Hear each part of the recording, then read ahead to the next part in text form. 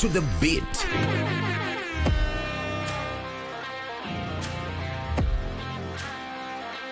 We are live from Broadcasting House. And get informed on the latest happenings. KBC Channel 1. Wow.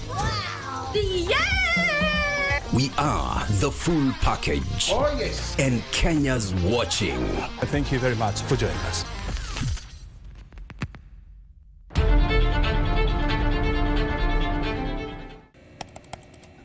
Technology has become a crucial part of our society. Without technological advancements, so much of our everyday lives would be drastically different. As technology develops, it strives to fulfill the changing needs of society. This means that technology exists to help us achieve the things that we wouldn't be able to achieve without it. Take on Tech looks at the advantages and downside of technological innovation in a world that is becoming increasingly dependent on new digital technologies. Every Monday at 10:30 p.m.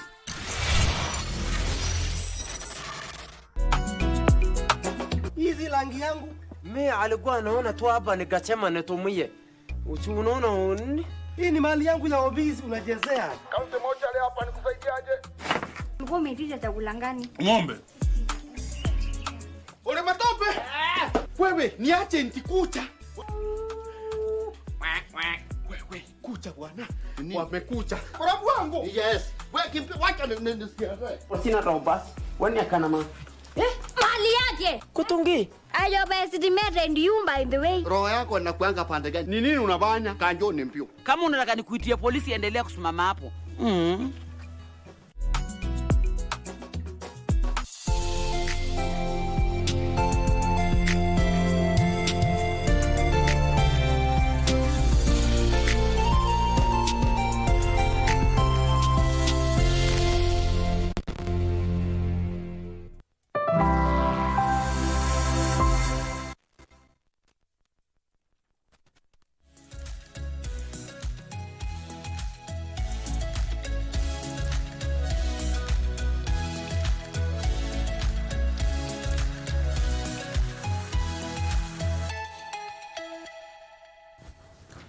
Good morning. Welcome to the program. The date is the 19th of August 2024. How was the weekend? Karibu sana to the program. My name is Victor Olo. How are you doing? Up and early to start the show with us. This is Good Morning Kenya. Later on, at the top of the hour, that is at 7 a.m., I'll be talking about the issue to do with counties and governance. We are closing to 14 years of devolution since the promulgation of the new constitution. What are some of the feats and bucks that the country has achieved or we've missed? Some of the amendments are also needed to be fixed as well for us to be moving forward. Remember, there have been a bit of some conversation to have some bits of the Bomas draft or the Kilifi draft infused in the current constitution to make it better. I'll be talking about the issue to do with strengthening devolved governance in the country. My panel today is Kevin Katisia, who is a Speaker of the County Assembly of Kitui. He is also an advocate of the High Court. His Excellency Stephen Bunania, who is the Deputy Governor of Muranga County. I'll also be joined by Francis Mwangangi, who is also the Deputy Governor of Machakos County, as well as Professor Tom Nyamache, who is a political and governance expert. We are just in the spirit of celebrating 14 years of devolution. How are we doing as a country? Send in your comments and your questions at Victorlo at KBC Channel 1, and we'll be getting in touch in the course of the program. Welcome to the program, Mike. How are you doing? I'm very fine. How are you doing? How is the weekend? Salama. Awesome. Yes, that's awesome kabisa. Great. Welcome to the program. My name is Mike Megwe, and of course it's a Monday, and on Monday we usually have transformative leaders. Now, over half of Africa's productive land is on a high risk of degradation, but one person is trying to bring efforts to reclaim the land, and this is dubbed the regreening action. So we'll be looking at the regreening action with none other than Alvas Onguru of who is Mwamba RFC president, and also Reinhard Nyandire, who is a business development manager. We look at the efforts of regreening action and how it can help in reclaiming land and also bringing back or dealing with the effects of climate change. We'll be having that conversation later on in the program. Good morning, Marie. A very good morning to you, Mike. Victor, how are you? Good morning. You're well? I'm doing fine. I know what you're just about to say. Arsenal started the league on a high. What did you say? Allow me to jump into your conversation and your salutation. Yeah. Regina posted in the WhatsApp group that, the first goal goes to Manchester United. Yes. I looked at the table. Manchester United is already number 7. and yet all of us have played one game each. Yeah. Regina, good morning. So where is Arsenal? Arsenal, we are number 2. You're number 2? Yes. And Manu is number? 7. Okay. I did not comment. I saw that. Well, we'll be catching up on that later on, Victor. But a very good morning to you from wherever you're watching us here in Nairobi and across the country.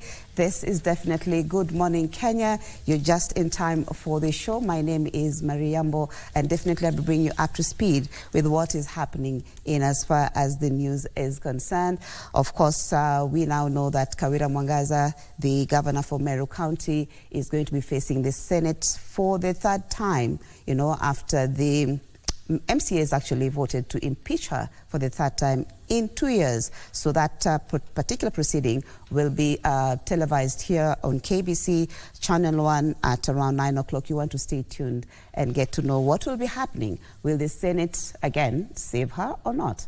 So all that will be coming up in the news, including the fact that the country has also heightened surveillance for Mpox. So the Council of Governors Committee for Health is saying that you have nothing to worry, but ensure that you're taking the steps to ensure that you do not contract the disease. All that will be coming up in this particular bulletin. But let's start right there, where Azimio la Umoja One Kenya Coalition Governing Council will meet on Monday, that is today, in a make-or-break meeting meant to decide on the fate of the ODM counterparts. Wiper leader Kalonzo Musyoka says the Orange Party's support for the broad-based government makes their stay in Azimio untenable, insisting that the party's support for President William Ruto is a betrayal to protesting youth who have been demanding accountability from his administration.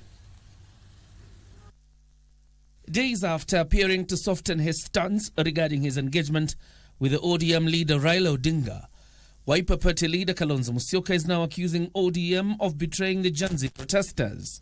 Speaking in Embu, accompanied by other Azimio luminaries, Kalonzo says the coalition's governing council will make a decision Monday on the leadership of a coalition in and outside Parliament. Formation of the so-called government, broad-based government, which has not taken into account the concerns of the Gen Z. We think that is an act of futility. It is a betrayal, actually a betrayal. It's like kicking the youth on their teeth. Na kuambia mutadu. We must, and we are going to tell Kenyans within this week as we hold our Azimio Council meeting, that part of us who are going into government will be released to join government. And we will remain under the leadership of Stephen Kalonzo Musyoka as Azimio to fight for the people of Kenya. Kalonzo says while the other constituent parties will continue to check the government, the Orange Party has already joined the executive and can't therefore play the role of effective opposition. Sisi tumeamua kwamba tutakuwa wapinzani wa dhati bila kusita, kwa sababu nchi yenyewe inatarajia kwamba we stand strong. Na Wakenya mutuamini. It is not in doubt as to where we are going, because our leader of Azimio is with us here, and we will be with him. He has been with us. He contradicted Odinga's position that retired President Uhuru Kenyatta initiated the new cooperation between President Ruto and the opposition chief. Mtu akipatikana na shida yake ataweza sema hata mimi niliongea na Uhuru jana. Kwa hivyo, I don't think that's a way to go. The Azimio leaders criticized the government over plans to revisit the finance bill and reintroduce it to Parliament, and called on the judiciary to stay on guard and protect the interests of Kenyans.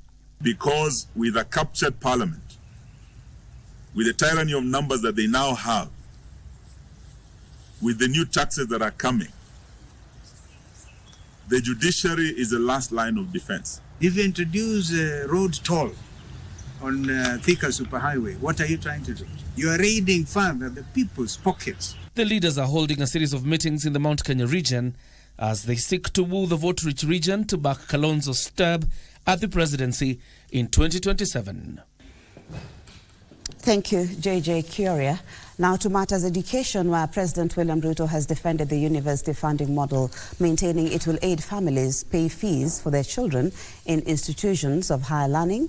Now speaking during the 42nd graduation ceremony of the University of Eastern Africa Baraton in Nandi County, the head of state maintained that the decision taken by his administration will continue facing opposition, but assured parents they will appreciate the model down the line. Ruto further stated that the scholarships available for first years set to join their respective institutions in September has increased from 80% to 95% to cushion the vulnerable households. The 42nd graduation ceremony of the University of Eastern Africa Baraton in Nandi County. I must say that it is the first time ever that I have accepted a honorary degree from any university. Here, President William Ruto, alongside newly appointed Education Cabinet Secretary Julius Migos Ogamba, county bosses, and other high-ranking government officials continue to drum up support for the new university funding model. We need a funding model that is not focused on the university, but focused on the student. The president saying that this is not the first time he has taken drastic measures to revitalize the education sector, especially in varsities. And that is why, in this new model, we are increasing scholarship and loan for students from vulnerable families from 80% to 95%. As it was difficult before, so it is now, but the right decisions need to be made anyway. We will celebrate them further down the road. This as Education Cabinet Secretary Julius Migos Ogamba maintained that the ministry, while reforming the model, will also seek to address concerns raised by stakeholders and parents alike. We are also implementing various reforms that are designed to enhance access, equity, and quality across all the levels of our education system. These include the student-centered funding model for higher education. Your Excellency, we have reoriented the processes under the funding model to make it more responsive to stakeholder concerns. Ogamba further stated that the exercise of issuing new admission letters for first years joining from September, following the President's directive, will be completed on Monday. As we gather here today, students due to join universities are receiving their revised admission letters, clearly indicating their respective household contributions to their fees. All public universities would have completed this exercise by tomorrow, the 19th of August 2024. So far, out of the 125,000 students who applied to join varsities, 100,080 have already received their letters indicating what each household is expected to pay once the semester commences. Abdiaziz Hashim reporting. To Matters Health now, where the Council of Governors Health Committee Chairman and Tharaka-Nithi Governor, that is Muthomi Njuki, has called on devolved units to remain vigilant as the globe battles Mpox. Muthomi has also urged members of the public to exercise caution. Njuki says that county governments are working closely with the national government to contain the disease. Kenya has so far confirmed one Mpox case in Taita Taveta County. The patient has since recovered and was discharged from hospital. According to the Ministry of Health, one suspected case reported at Vineyard Hospital in Kiambu County is under isolation, awaiting test results.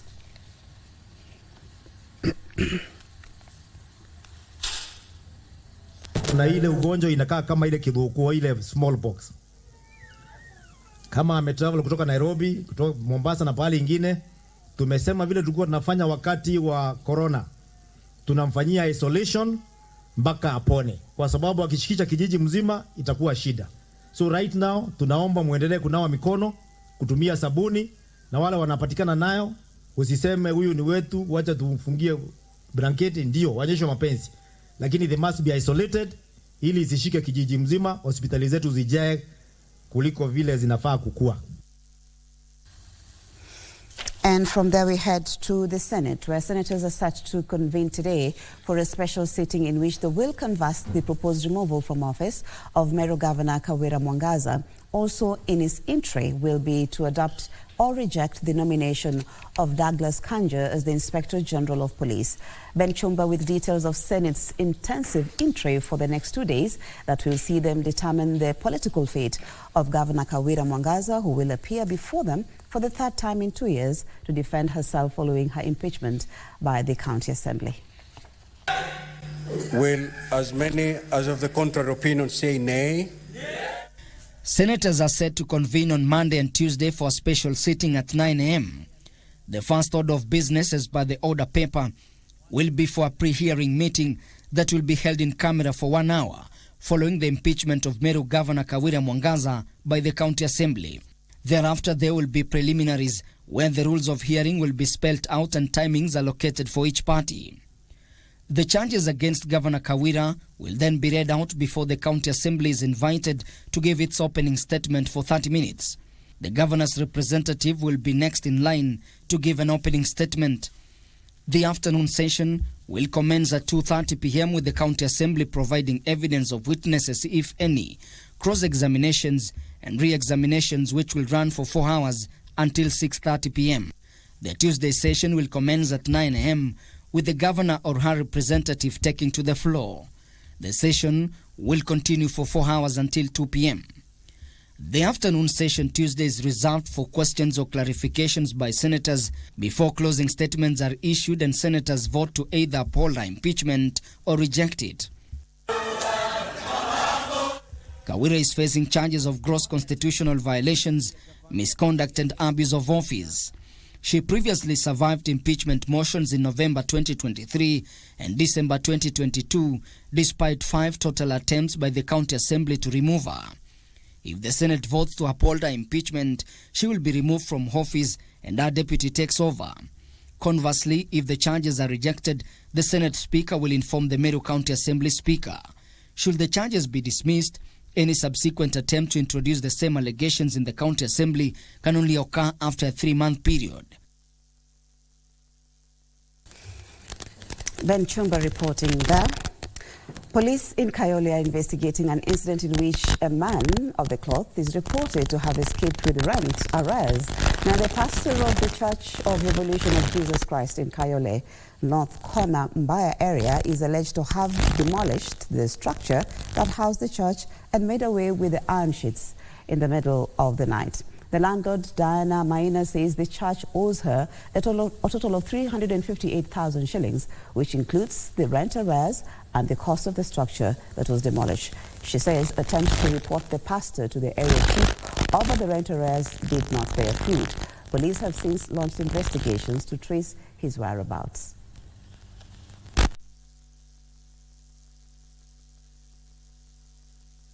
Ida ni kukataa kulipa, na venye nimemuitisha pesa amekataa nazo. Tumeenda paka kwa chief. Tukienda kwa chief, jana alikuja akabomoa tukiwa kwa chief.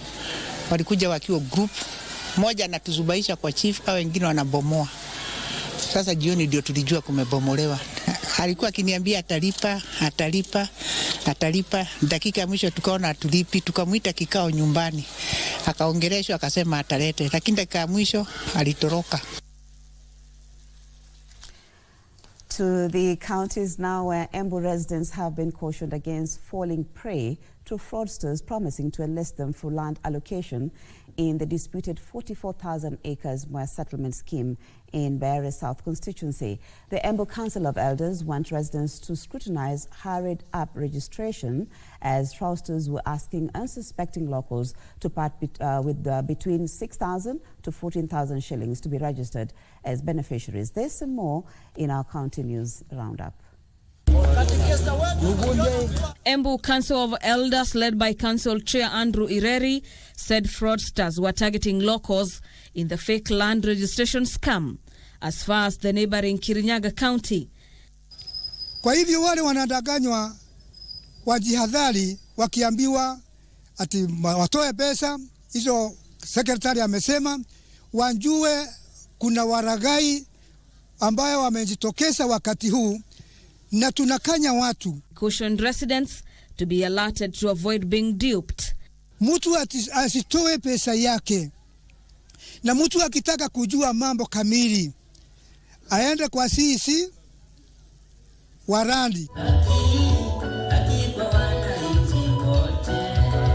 Meanwhile, a section of religious leaders who are in Kola, Machakos County for the launch of Top Choir Trophy want the government to address concerns of high taxation, corruption, insecurity, bad governance and opulence among a section of politicians. Ni serikali isingatie yanayofaa nchi yetu. Kwa hivyo ni wajibu wa serikali ishughulikie mambo yake. Jambo la kwanza ambalo lilisambaratisha ufalme wa Roma ilikuwa ni ufisadi. Elsewhere, wrangles at the Music Copyright Society of Kenya have intensified after the new board members were allegedly denied access to their offices. The board, who are said to have been harassed and assaulted by hired goons, have blamed the Chief Executive Officer Ezekiel Mutua for their ordeal. Wamekuja, wameletwa na magari, wamemwagwa huko, wengine ni wasanii, wengine si wasanii, wengine tunawajua, wengine hatuwajui, ni magunzi, sijui wameokotwa wapi. Aka utume mtu Kileleshwa police station, aulize bwana OCS, ulituma maaskari kuenda MCSK kufanya nini? Walikuwa wakuje kutetea haki zetu au walikuwa wakuje watufurushe? Kuna wizi kwa pale, kuna graft ya 56 million watu wanajua, ambayo wewe mwenyewe tunaenda kutangaza pale kwa EACC. Kwa hivyo mimi nataka kusema hivi, waimbaji, become, tuko kwa ofisi, collect music users, tafadhali endeleni kulipa liseni, pay the license fee, ndio wasanii wakasaidika. Na wasanii tunawa promise within this 1 year mtaweza kupata royalties zenu. And the national government has initiated the construction of a dam in Kalama Ward, Machakos County. Over 300 villagers have been facing challenges in accessing the resources. Itakuwa inaweza serve kama 400 homesteads around here. Hiyo ndio ilikuwa changamoto ile kubwa tulikuwa tunapata kuhusu hii mradi ya hii bawa. Kwa maana ili mradi ya bawa kulikuwa maji tunaitumia kwa muda wa miezi 2-3 hivi, kisa basi maji yenyewe inaisha. Machakos Town Member of Parliament Caleb Mule said the government has approved the construction of 5 dams in the constituency. Thank you, Gladys Mungai, for that report. Now we go to matters healthcare, where healthcare services have been elevated in Transmara Sub-County Level 4 Hospital following the installation of a new oxygen plant. Now, the plant, capable of producing up to 6,000 liters of oxygen over 24 hours, will save the hospital the trouble of outsourcing the precious commodity and ensure that patients in need have easy and affordable access of the commodity. Fully wired, piped and equipped, the new oxygen plant in Transmara Sub-County Level 4 Hospital is fully functional and ready for use to patients who may be in need of oxygen at this facility. Dr. Samuel Misoi, a medical superintendent in the hospital, said that the hospital's piping system has been done, ensuring that every bed, both in the wards and the theatre, has direct access to this vital resource. We have an oxygen plant which can generate up to 600 liters in 24 hours. The capacity of oxygen production is 60 cylinders in 24 hours. Our hospital has gained a lot, and our patients have been relieved from the problem of lack of oxygen. And now we can get our own oxygen through this plant. Other facilities present in the hospital include a fully equipped theatre, an operational casualty section, a well-equipped laboratory, radiology services, a pharmacy stocked with an ample supply of medications, and a mortuary with a capacity to hold up to 36 bodies. These services, according to Dr. Misoi, are now available 24 hours a day. We also have services that are running for 24 hours. What I will advise our people is that let us utilize what the county government has provided, especially the new facilities. Residents have been urged to make full use of the government-established facilities and especially the now fully operational Nganai, which offers antenatal and prenatal care. I look at sports now, where FKF Premier League champions, that is Gor Mahia, began their CAF Champions League champion on a losing note after going down 1-0 to Al Merrikh Juba. The lone goal was scored by Mohamed Musa in the 64th minute. The two sides will meet again next week, that is on Sunday, in the return leg in Nairobi. Kenya police were held to a barren draw by Ethiopia's Coffee Sports in their CAF Confederation Cup first leg tie played yesterday at the Nyayo National Stadium. Now the second leg will be played on the 25th of this month in Ethiopia, where the winner of the two-legged tie will advance to second preliminary round of the competition. Police qualified for the Continental Tournament after winning the 2024 Mozartbet Cup by beating a resolute KCB. The return legs on the 25th means that Gor Mahia and Kenya Police will miss their opening Premier League new season matches against Atlanta FC and City Stars, respectively.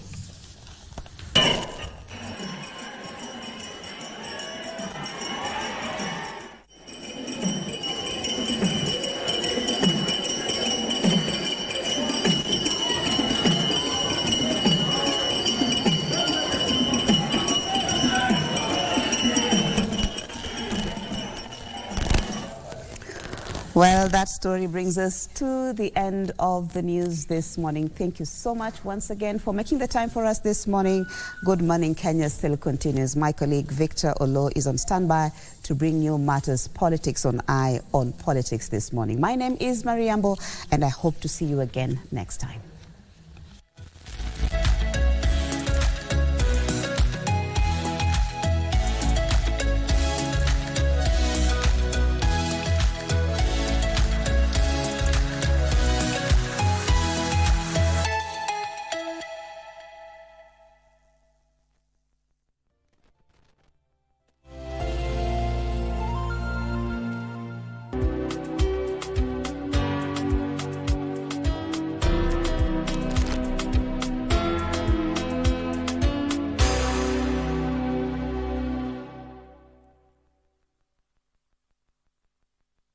I never heard the music so sweet. I repeat. Wagwan, me brethren, big things are going. Remember, each and every Monday we have to shell down the place with nothing but the best of smooth weight the vibes in your favorite station. You know these things, man. Alafu kila Tuesday, kata simu tupo side, giving you Kenyan music from the 254. And of course, you can spice up your Wednesday by enjoying blazing hot hip-hop and R&B jams. We don't got no label. She say she want bottles. Vibes and vibes as we go all across Africa, Kenya, Nigeria, Ghana, all the way to Tanzania to give you nothing but the best on Afro Thursday. Make sure you make a date with us each and every single Friday with me, DJ_Liza Diva, DJ Colder, and me, Wanjiko. This is Club One Extra.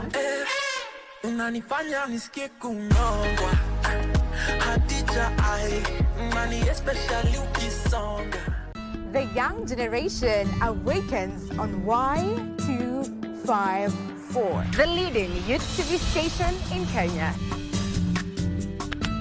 We treat you to current affairs, entrepreneurship, health, and human interest conversations. It's art, it's culture. Movies, gossip and trends, sports, drama. We bring you a vibe like no other, straight to your living room. To keep you informed, inspired, entertained, and most of all, refreshed. We are such a vibe. Y254. Imagine.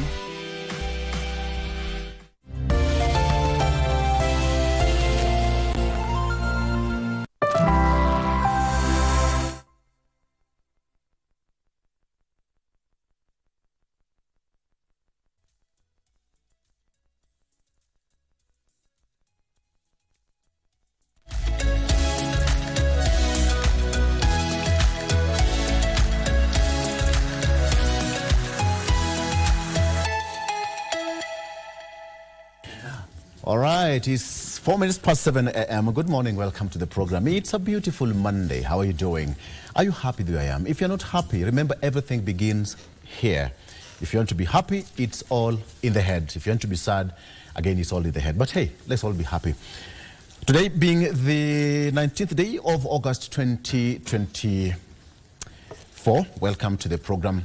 I have got a full packed kind of a show today, and of course I'll be discussing matters to do with devolution in the spirit of celebrating 14 years of devolution in the country. What are some of the strides that we've made in as far as devolution is concerned as a country?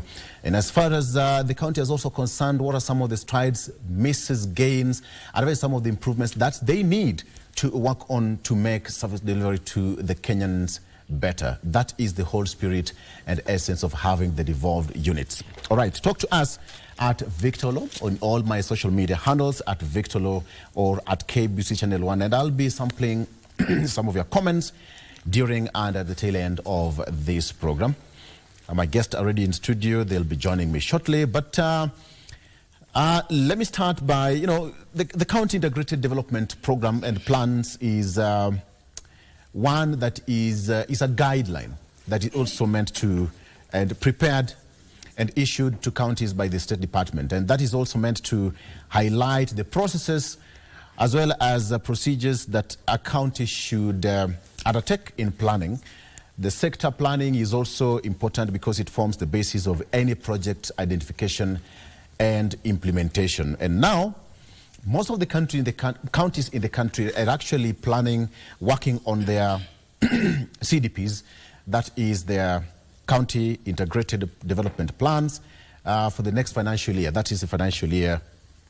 And now, I just want to take a look at some of the plans that they have as different in the counties. What are some of the challenges they face in the process? And where can they work to make sure that such kind of mishaps are not are avoided? All right. So before that, let me start with the front page of the Standard. Yes, front page of the Daily Nation Standard. I take your pardon. On the front page of the Standard, I have it: Terror Squad's Ruto unleashed on Gen Z. That is what I have on the front page of the Standard. I'll also give my guest a minute each later on to chime on that. Terror Squad's Ruto unleashed on Gen Z. That is the big reveal on the front page of the Standard. It says that the Standard can now reveal the men who infiltrated the protest by youthful Kenyans are trained to take down terrorists. They use cars without number plates and clad in balaclavas and hoods to conceal their identity. That is what is here on the front page of the Standard newspaper. And now, it says that 2 units are formed by bringing together police officers and NIS officers designated to fight terror. All right. And now the number of people who is said to have been killed now stands at 50. The number which was killed by police during the protest against poor governance, it's here. You can take a look at that story. That is the big reader here on the front page of the Standard newspaper. Again, Mwangaza to face MCAs again as Senate begins censure probe. She's facing the Senate for the 3rd time after she was also impeached by the MCAs for the 3rd time in 2 years. The Senate will have a special sitting today morning where senators will have a pre-hearing conference before Meru MCAs present their case. The governor will defend herself on Tuesday. That is tomorrow. All right. Again, sidelined heroes behind growth of Eldoret town to a city. Eldoret municipality was elevated to a city. I don't know when Machakos will be elevated to a city. Mwangangi is here. He'll tell us what is he doing about it. DJ, good morning. Good morning. Good to see you. Somebody says that imeanza violence mapema. What? That have started violence mapema. Why is Machakos not getting a city status? It all depends on the priorities of the of the government. Right. But I think soon the process will be underway. Yes. For you know, COVID. that is the early 90s. Yes. That was the first capital city of this country. And historically, I think it is in the interest of many Kenyans to see that become one of the cities in this country. Secondly, when you talk of devolution, I think we might end up reaching a point where all the governors will work towards having their headquarters as cities. Definitely you will have to set standards so that there are some minimums to be met for any town to be declared a city. And that is the path to growth. That is the path to transform this country. I remember this sometimes in the past you said that Machakos County is in the jurisdiction of Nairobi. We bring the same oxygen. We are within the metropolitan. Yes. And bring the same oxygen. So and by the way, it's like you can shop all the way to Machakos town. It's shop. like the town is almost coming, becoming one because of the expansion. Although I think very many greedy, very few greedy leaders have interfered with the boundaries. Yes, so it cannot expand. But I can tell you, Machakos town and Nairobi, there are so many markets and towns in between. You cannot differentiate if it is one or separate. I agree. Good to see you as well. Thank you. You had a busy week last week. We'll take a look at that, what happened. The G7 was launched in your county. You'll tell us what really happened there. And you're also praised because you're working so close with your deputy, with your boss. You'll also tell us about that. Professor, good morning. Welcome to the program. Good morning, and thank you good for to see having you. me. Right. Nice to see you too. Asante sana. And Katisia, who is the Speaker of the County Assembly of Kitui, is also here. He's also an advocate of the High Court. Karibu sana, Wakili. Thank you, Victor. How is Kitui doing? Kitui is doing well. Allow Great. me to say good morning to all Kenyans and all our viewers, and say that I'm glad to be here today to share more on what is happening in our country, and especially to discuss the devolution history to date. That's something that is close to our hearts as Kenyans. Yes. Karibu sana. All right, so now that you are on your mic is on, Terror Squad's Ruto unleashed on Gen Zs. What do you make of the front page of the Standard? As we move, in 1 minute, if you can. Thank you, Victor. I think the issue of the protest and how the protest was handled by the government is something which very many Kenyans, especially us, the young people, because I am in the category of the millennials, and I know those protests were done mostly by the Gen Zs and the millennials. And although in some areas, especially in Kitui, where I come from, the protests were peaceful, and actually the police did not interfere or even harass the protesters. But we saw in major cities like Nairobi, Mombasa, we also saw in Eldoret how the protesters were dealt with. Here in Nairobi it was a special case because a lot happened which we cannot even speak about. All we can say is that maybe one day, one time, all these things will come to light, because you know, people sometimes are in fear. You know, you may talk about something and the next day you are a target. But I think as leaders we must say things as they are, that although the government has a responsibility of maintaining law and order, I think it's good that the constitutional rights of Kenyans are respected and safeguarded. You saw how the police were firing live bullets on peaceful protesters. How the the police were actually harassing live in live TV. You could see them shooting at protesters, and some of the police officers were even captured. But what has happened to them? Nothing. The other day I saw the IPOA, I think the IPOA CEO complaining that when they summon police officers to appear before them, they don't even honor those summons. Yeah. They even harass them.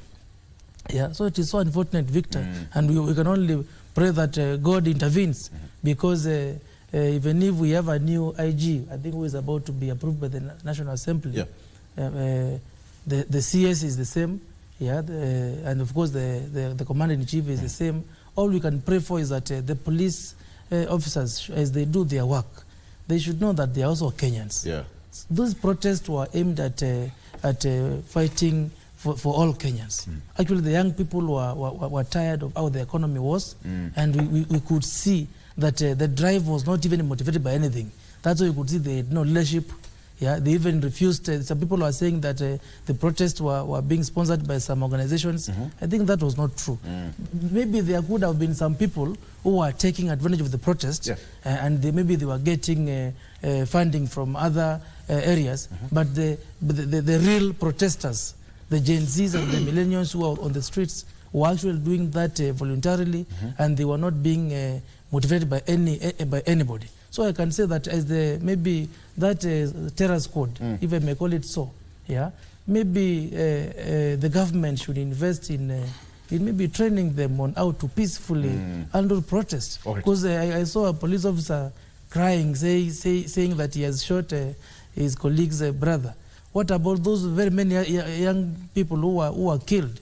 Others disappeared. So I think as we do our work, as we deal with the protesters, it's good that we also safeguard human rights. Absolutely. What happened, Victor, if the real picture can be given to Kenyans, it is worse than what we have been able to see. All right. Let me get the Prof.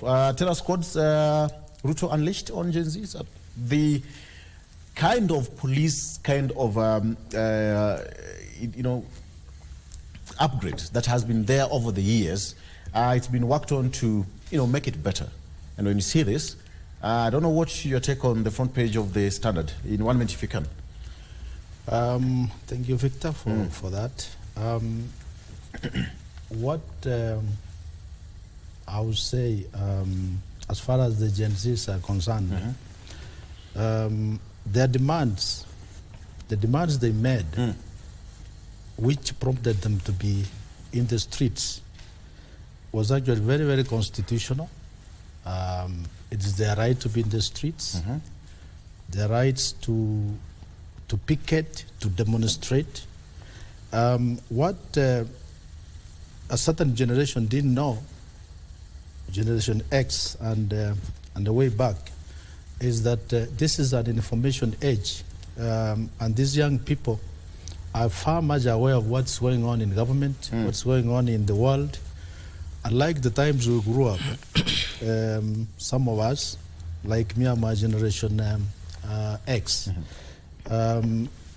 where there was no internet, it came later.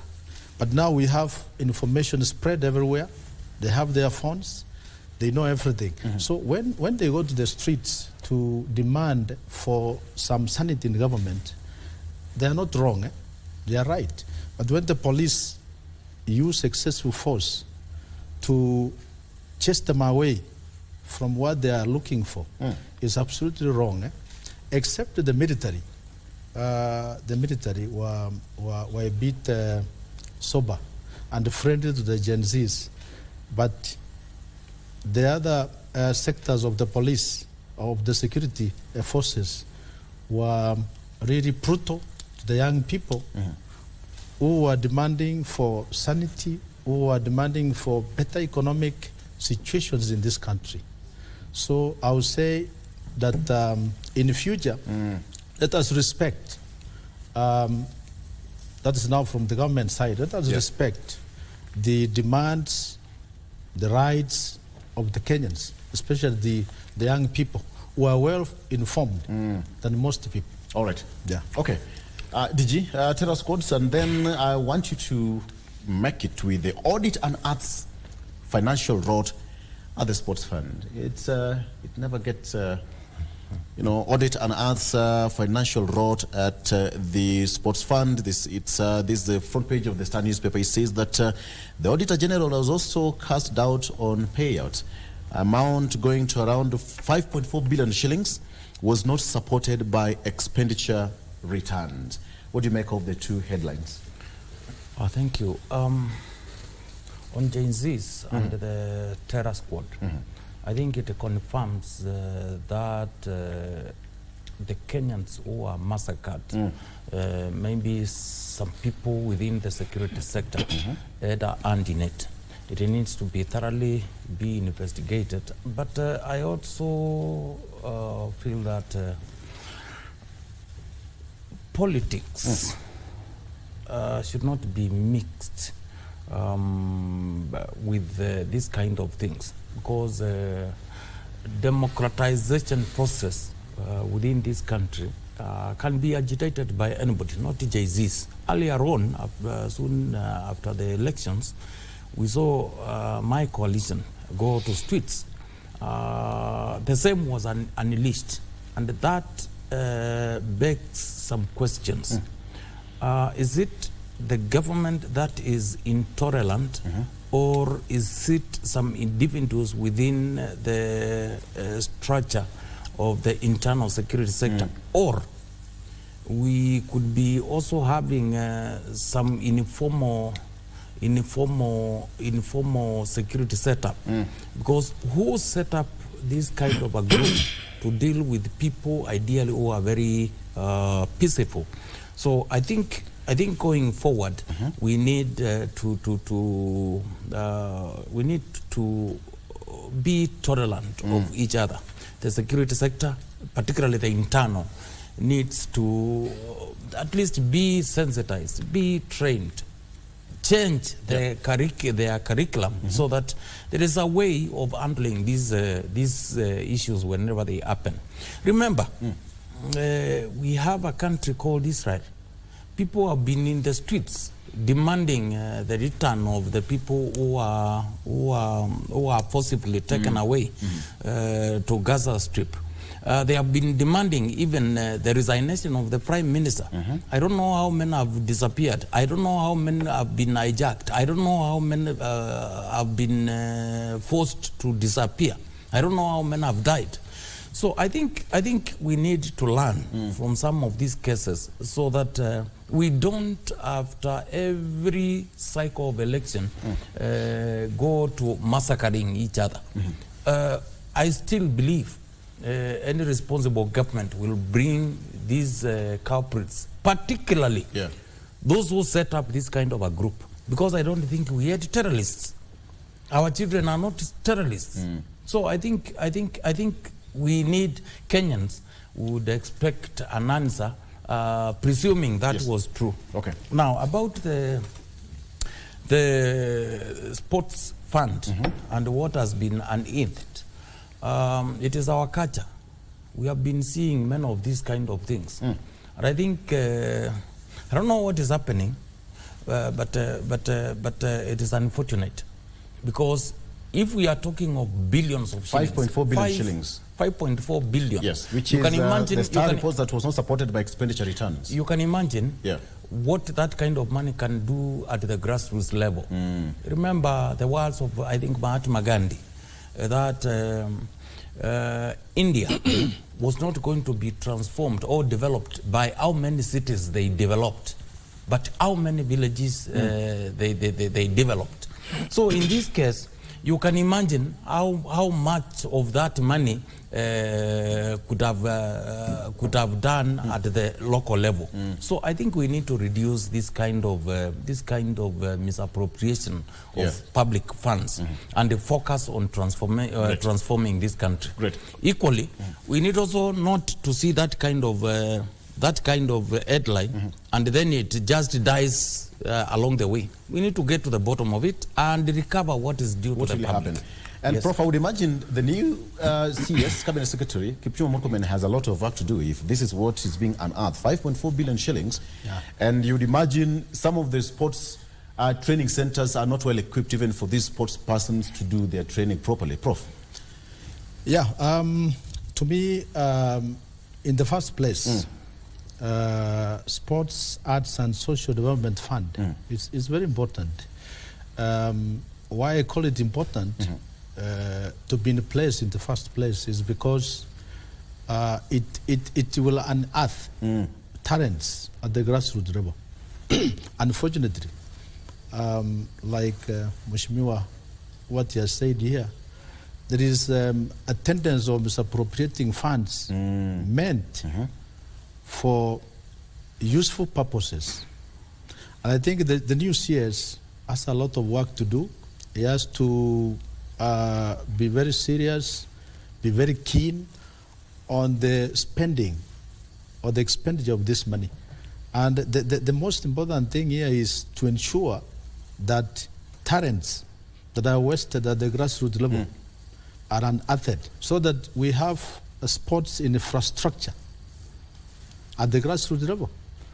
Fortunately, God has allowed us that we have, this is a moment of devolution, whereby now we get talents from the villages to the national level, so that we can have, I mean, when we participate in, for example, in the Olympics, for example, Kenya is well known for long distance learning, but there are other talents that we've not unearthed that should participate in the Olympics. If this money is spent properly, then we will be able to participate in other sports activities very well. We put the infrastructure in schools. You know, we have village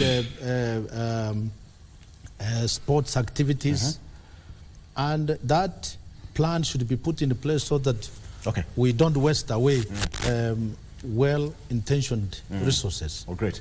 Katisa, perhaps, you know, when such kind of a money, this 5.4 billion shillings is not a small change. I believe that is enough to fund your county, DG. 5.4 billion shillings. What is the annual allocation from the National Treasury? It's around 9-10 billion. So this is half of the, yes. So you can imagine this is enough to take you for 6 months, paying all the bills and etc., etc. This amount of money, and you know, with what you're seeing across the country, one thing that most Kenyans usually talk about is the issue of corruption. And when you see, you know, expenditure not returned, so you can imagine what is now, this is just but an audit, 5.4. So what about some of them that we don't know about, you know? What do you think? Thank you, Victor. And I can say that this issue of alleged corruption in the sports ministry has been there for quite a long time. And every time, as His Excellency the Deputy Governor has said, you see those headlines, people talk about it, but nothing happens. I think they are used to it. They know that we shall talk about this for like a month or two, and then everything will go back to normal.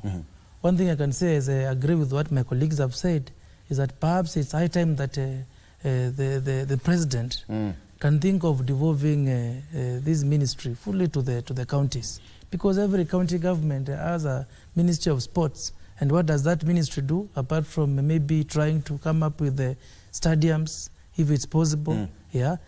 So there are little funds actually to finance that ministry as it does its work, because most of the budget is at the national level. So my proposal, as the Deputy Governor said, we need to come up with a solution, is that can this Ministry of Sports, all these activities, can they be devolved to the county level, because there'll be more accountability at the county level. You know, the reason why devolution was actually brought to us is to ensure more accountability. Because how will this person at Nairobi here be accountable to a child in Turkana? And when you talk of these amounts of money which are not accounted for, no, they talk of how they are able to spend. And you know, sometimes, Victor, even when you buy this newspaper, chances are you may not get a receipt for it because you are buying it on the streets. So now, in the sports ministry, there are so many expenditures which maybe cannot be accounted for, but they need to ensure that everything is accounted for, because there must be accountability. If the office of the Auditor General has not been properly convinced that that money, 5.4, was indeed spent properly in that ministry, then the officers responsible should be brought to task to explain. But you have seen the other agencies which help us in ensuring that these kids are not there, like the EACC.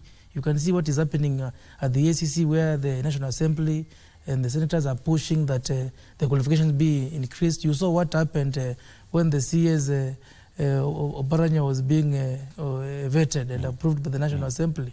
Yeah, if there are pending cases, they are immediately removed. So you see, if you want to really deal with these issues of corruption, especially at the national government, then the bodies which are responsible in ensuring that there is accountability should do their work. Absolutely. Yes. Let's take a break.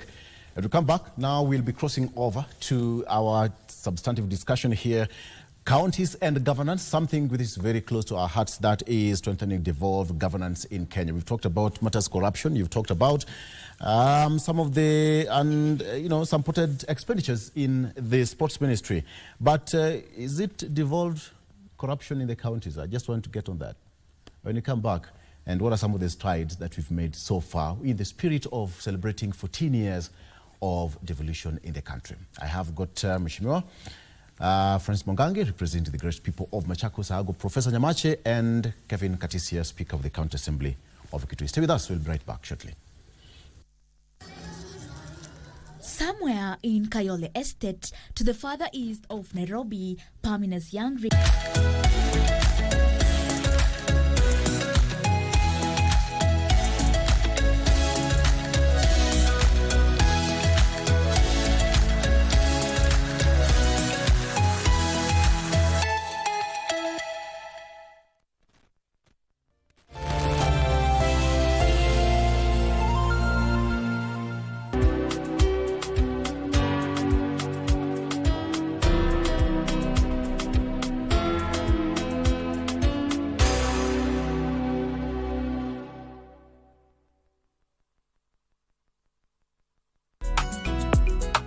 hizi rangi yangu mimi alikuwa anaona tu hapa nikasema nitumie.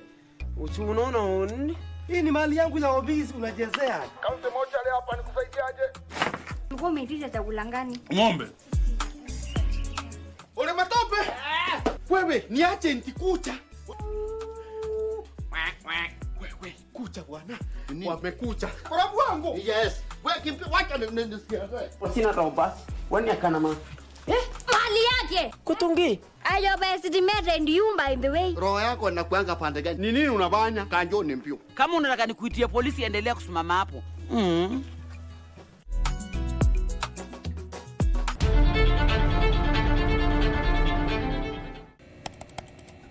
Technology has become a crucial part of our society. Without technological advancements, so much of our everyday lives would be drastically different.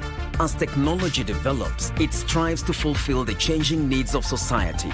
This means that technology exists to help us achieve the things that we wouldn't be able to achieve without it. Take on Tech looks at the advantages and downside of technological innovation in a world that is becoming increasingly dependent on new digital technologies. Every Monday at 10:30 p.m.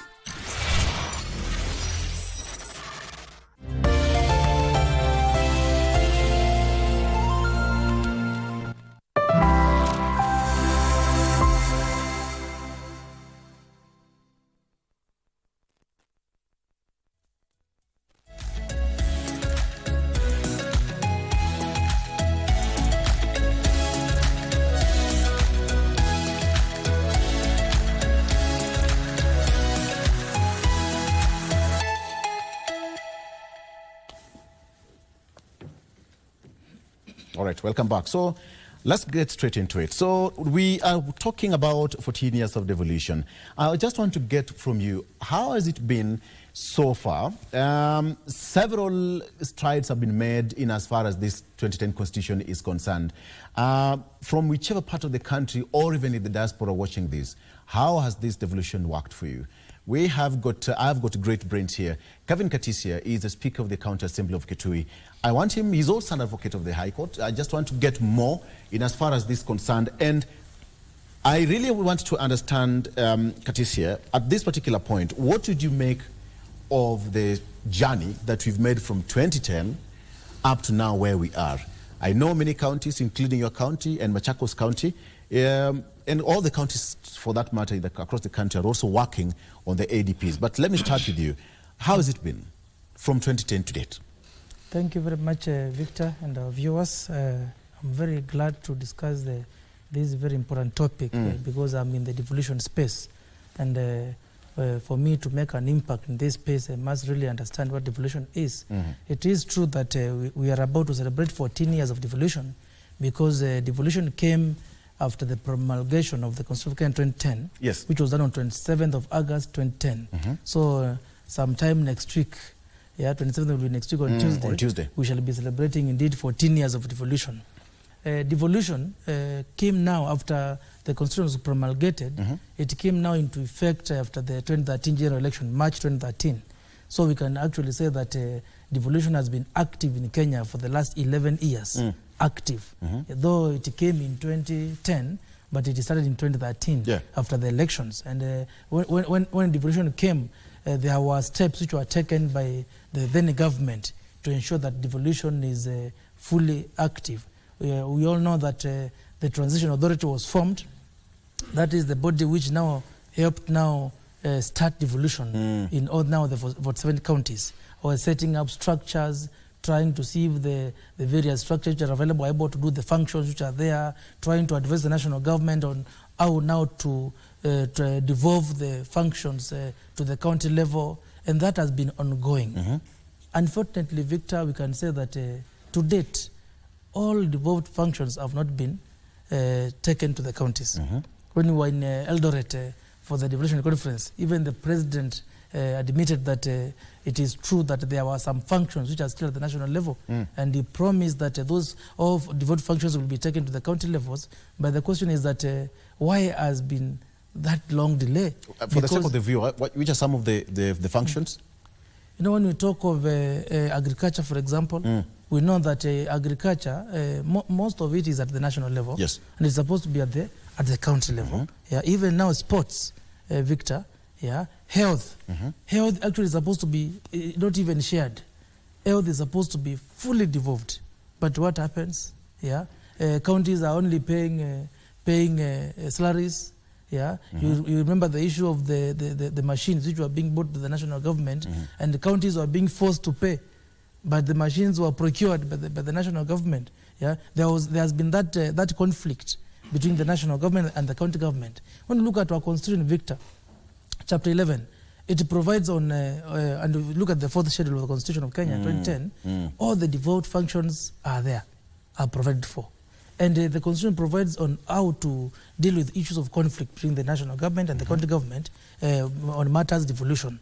And what I can say is that, Victor, what we have been lacking as counties is that political goodwill from the national government. Because Deputy Governor here will tell you that even if it is clear on the budget for county governments, there has been push and pull on how county governments should access their funds. We know that right now we are expecting that the budget for counties will be reduced. That one is a fact because we saw the DORA, and we know very soon it will be passed, and then now the CARA will come on. So we see that even on the matters of funds getting to the counties, it's a problem. And when it comes to now these functions being done by the counties, it's also a big problem. So what I can ask for is that 14 years down the line, I think it is high time that we look into this thing. We saw during the protest, very many people were saying, "Oh, let us reduce the number of counties from 47 to 8." Yes. Because as you have said, that would make it regional. It now become regional. Yes. Because as you have said, some people have been given this perception that devolution is devolving corruption, which is not true.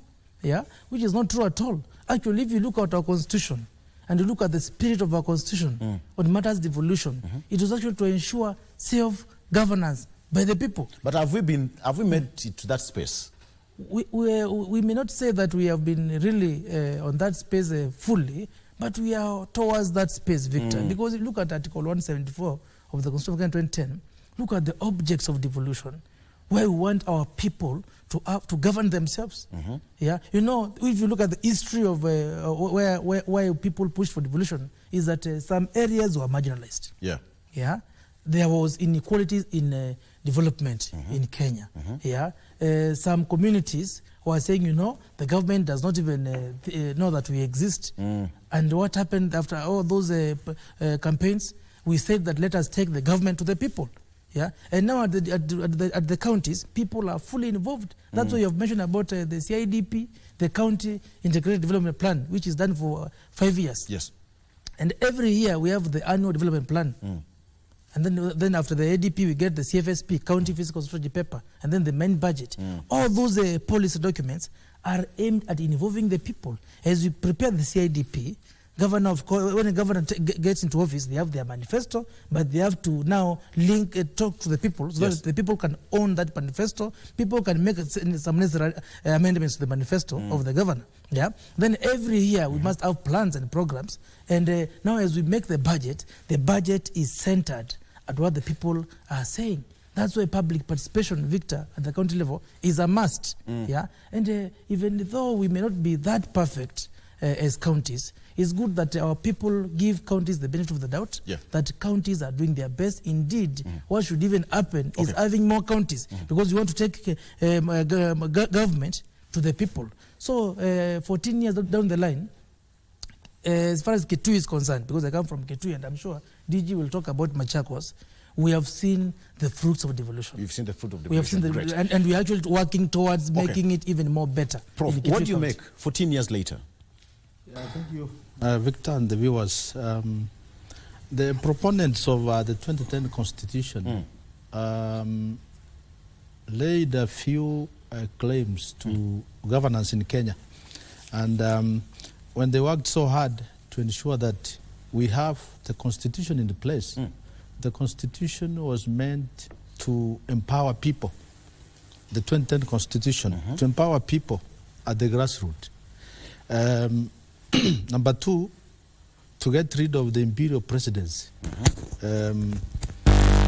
Now, when it comes to empowering people at the grassroots level, the first term of devolution, that is 2013 to 2017, it actually showed Kenyans that really democracy can work. The fruits of devolution were about democratization of governance in this country.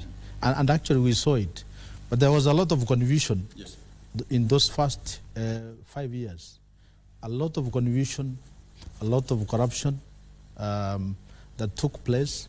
The governance issues were really a thing to talk about, not straight away. I mean, and it really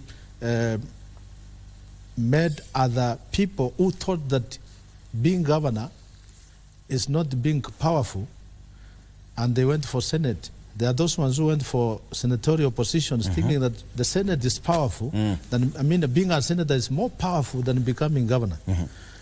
And we witnessed this in Kenya over time.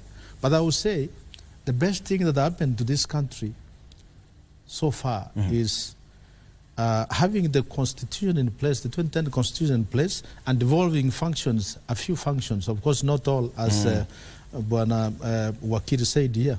Not all functions have been devolved, like health issues, agriculture. Everything depends, or rather counties depend from the national government. Right.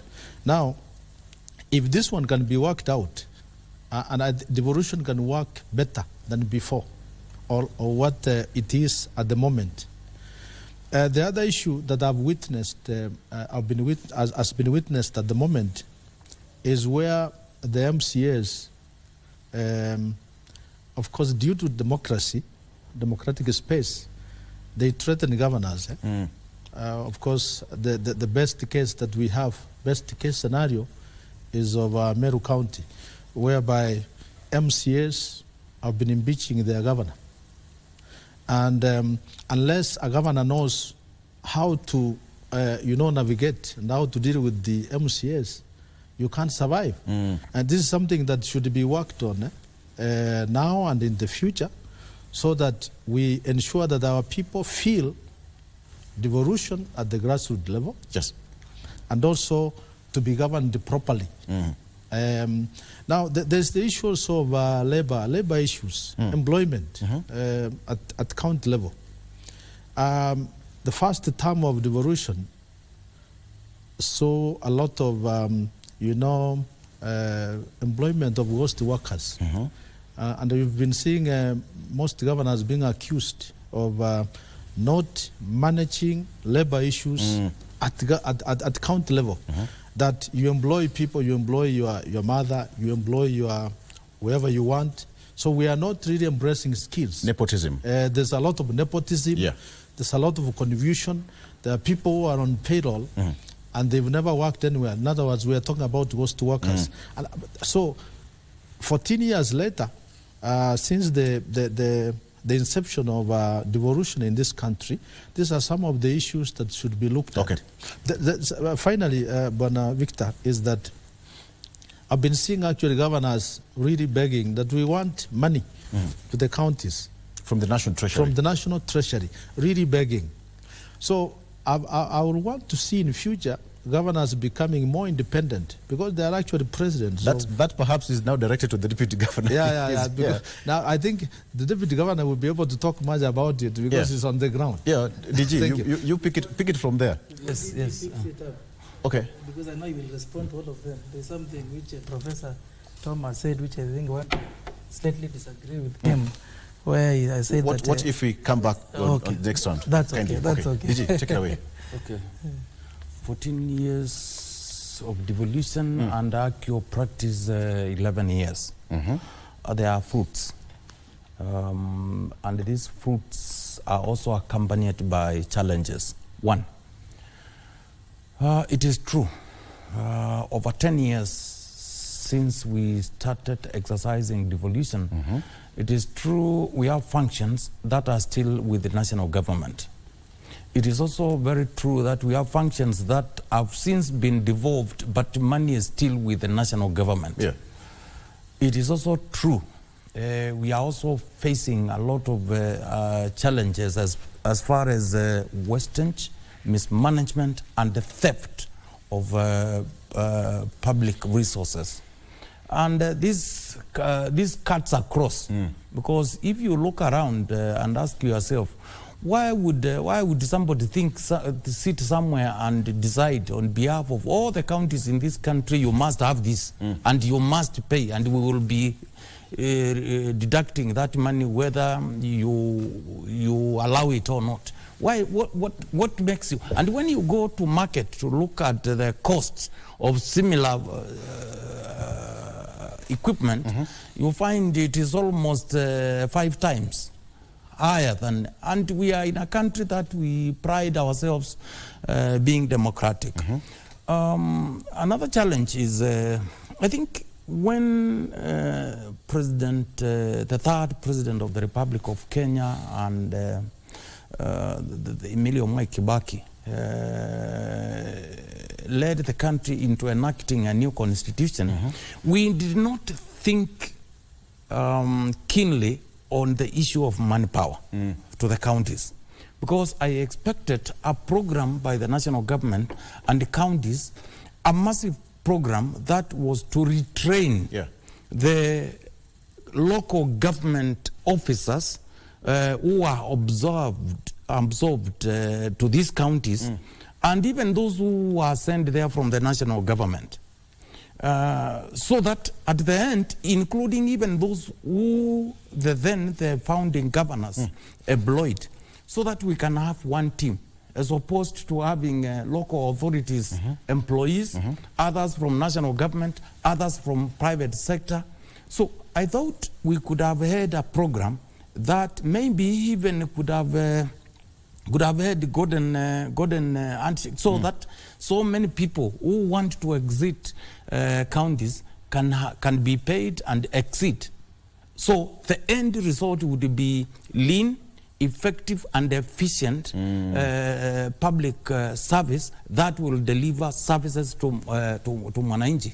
That did not happen. Instead, even up to today, we are grappling with that challenge of people who came from different directions and they started working. Nobody bothered about integrating them so that you form one team that can deliver services to Mwananchi. Now, those many years of devolution, I think we have elements in this country who think of centralism. And centralism is so sweet because even the kickbacks, they must be too high.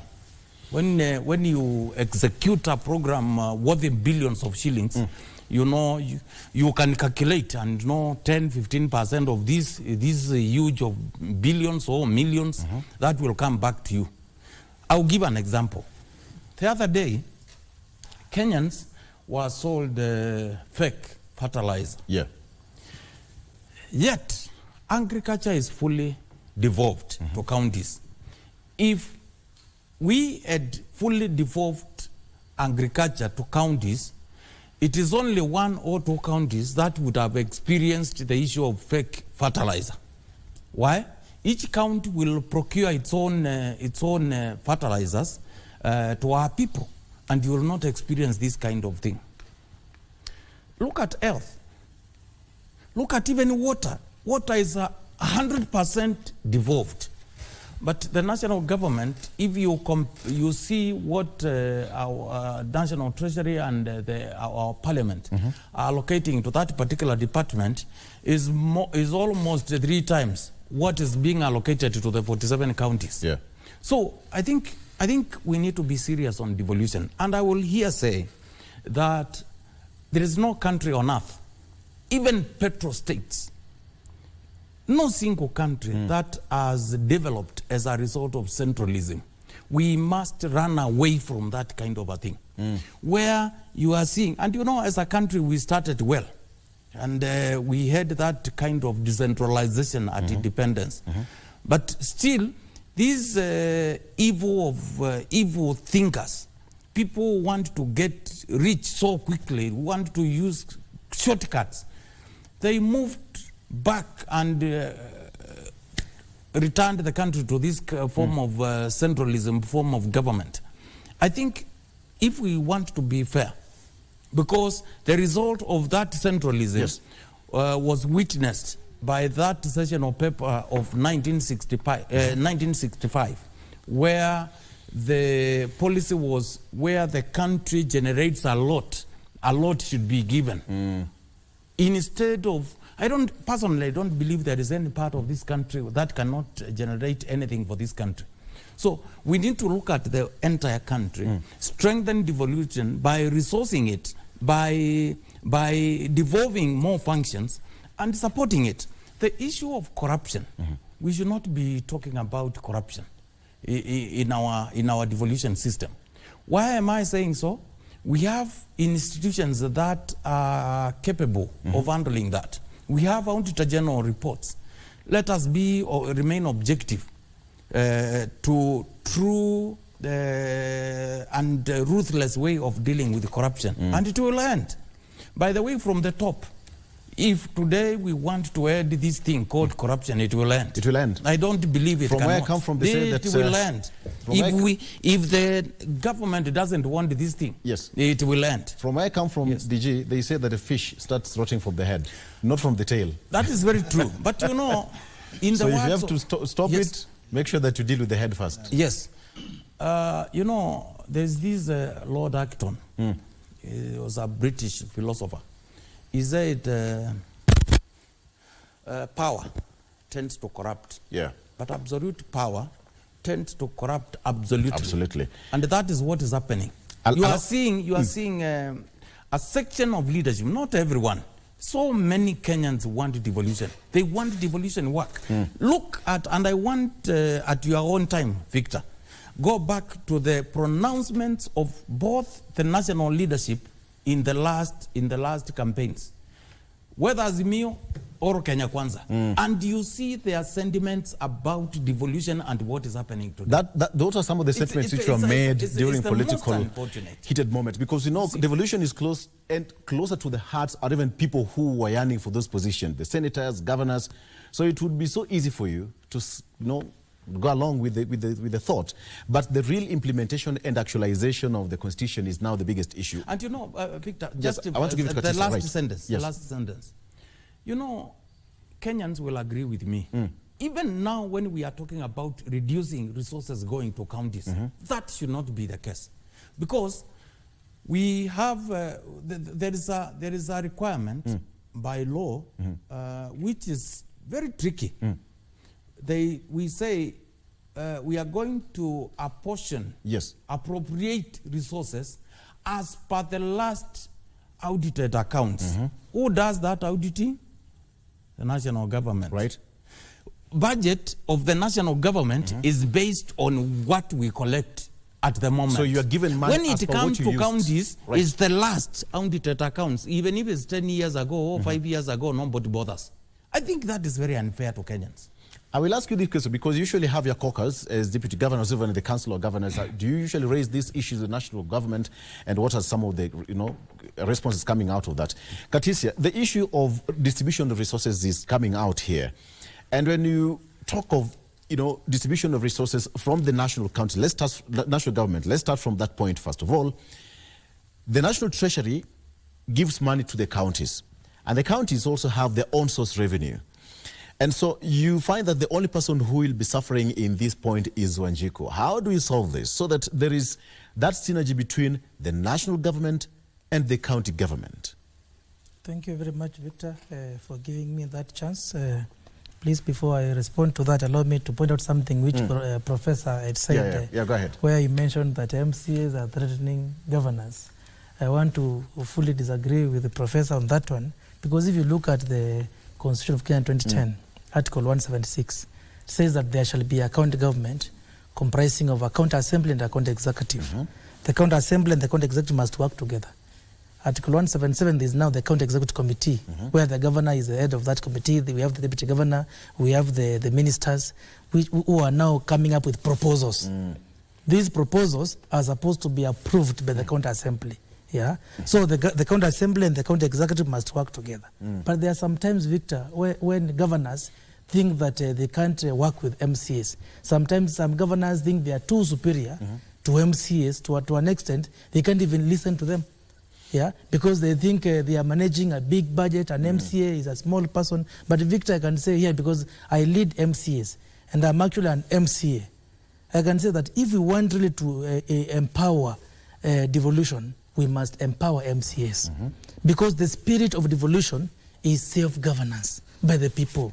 The MCA is the leader who is at the grassroots there with the people every day. The governor is at the top there, but sometimes governors trust their ward administrators and village administrators and their ministers and their CEOs even more than an MCA. A governor will listen to a ward administrator about a particular issue in a particular ward and fail to listen to an MCA. So if we want really to improve devolution, MCAs must be respected, MCAs must be empowered. What we are seeing in Meru is unfortunate. We should ask ourselves why every day the governor, Kawera, and MCAs are colliding. Senate, I know she has been saying she can't work with the MCAs. She knows that Senate will protect her. I think that's an issue where I believe the MCAs will be left to do their work. And Victor, when we talk of distribution of resources to governments, to county governments, even before we complain about, when governors meet at COG, they complain the national government is not releasing enough budget to them. At the county level, MCAs complain that the county budget is not equitably distributed to all the wards, because county budget is supposed to serve all the wards in a particular county. But let me leave that issue at that point and say that it is true, and I fully agree that the national government has not been properly devolving and disbursing funds to the county governments. We know that the constitution is very clear that at least 15%. We know that governors have been pushing for 45%, and that is the spirit. In fact, the county government should be given 50% of the national budget, and then the remaining 50% to remain at the national level. Because what counties do is a lot, Victor. sometimes you see that national government is actually having a big budget, yeah, but most of the work is done by the counties. Yes. And this distribution of resources, Victor, should be, I think it should be now be made very clear that every devolved function has its own budget, yeah, and that a function should be accompanied by a budget. Because if we say we want to devolve, fully devolve agriculture or fully devolve health, and the budget is left at the national level, how will we really empower health? That gives the counties a lot of work to do. Exactly, because in Kitui County, for example, our budget before Dora tries to cut it down, we had a budget of around 10 billion. Yeah, and among that 10 billion, 3.6 billion has gone to health. And among that 3.6 billion, 3.2 is for salaries. Is it because of the priorities set by the National Treasury or the national government? I think the issue is that not even about priorities. The issue is now actualizing these priorities. Because sometimes we know the law is very clear, at least 15%. And that one is okay, is given. But that at least, maybe we can even now try to amend the constitution and make it a specific figure. We say 30% or 45%, because sometimes we go to the bare minimum. Yeah. So what I'm saying, Victor, is that when the national government is now taking a function to the county, that function must be accompanied by a budget. Okay. Because I'm saying in health, for example, we have a budget in Kitui County. We have a budget of around 3.6 billion for health, but in that budget, 3.2 is for salaries. In other words, you're talking about predictability. Yes, and you see, we can't even do any meaningful development. You are paying a doctor, but there's no hospital facility for them to work. Let's take a break. I need to fill your cups. It's break time. And it's coffee time. So I still have so much to talk about, because I also want to talk about the issue of gender equality in the counties. I also want to talk about the issue of proper governance, how we can improve it moving forward in terms of a governance system in our country. So stick around for that. And we'll be right back. I'm Victor Lo. Stay with us.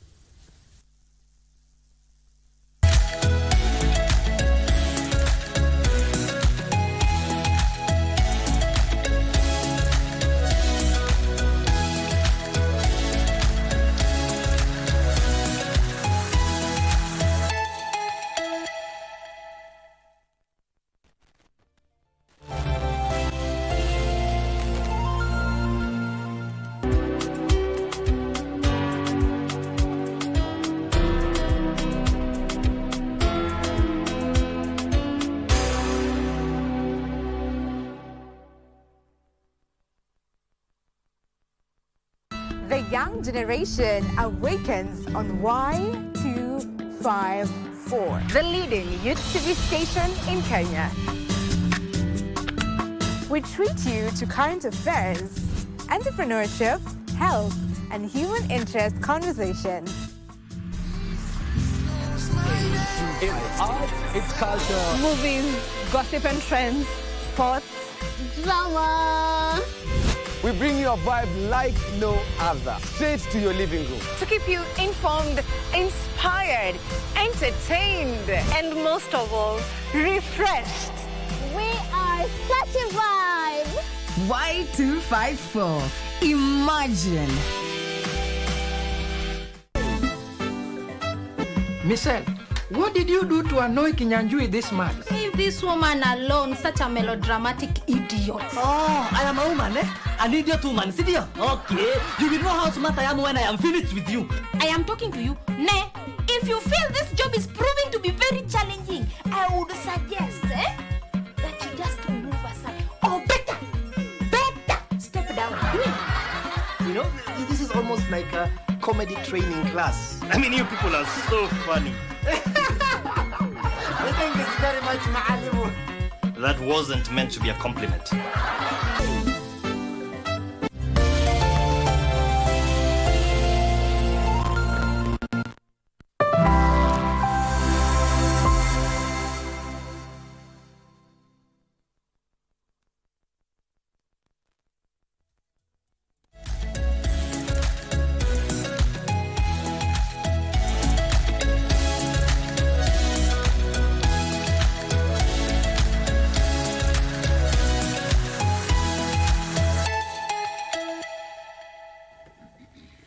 All right, welcome back. Now, to the final stages of this conversation. I'm loving it. Okay, so, Prof, now let me come back to you. The issue of distribution of resources, we've tackled that one. But now, very quickly, because of time, I want us to talk about the issue of the hard nut that is so hard to crack, gender equality. I'm talking about this because Deputy Governor is here. He'll talk about the issue of the G7 that happened last week in Machakos County. The female governors, women governors in the country converged in Machakos and had their strategy moving forward. But from the look of things, that number is too small, 7 out of 47 counties. That is also replicated in other elected positions. What do you think should be done in as far as gender equality is concerned? We've talked about it over and over and over again.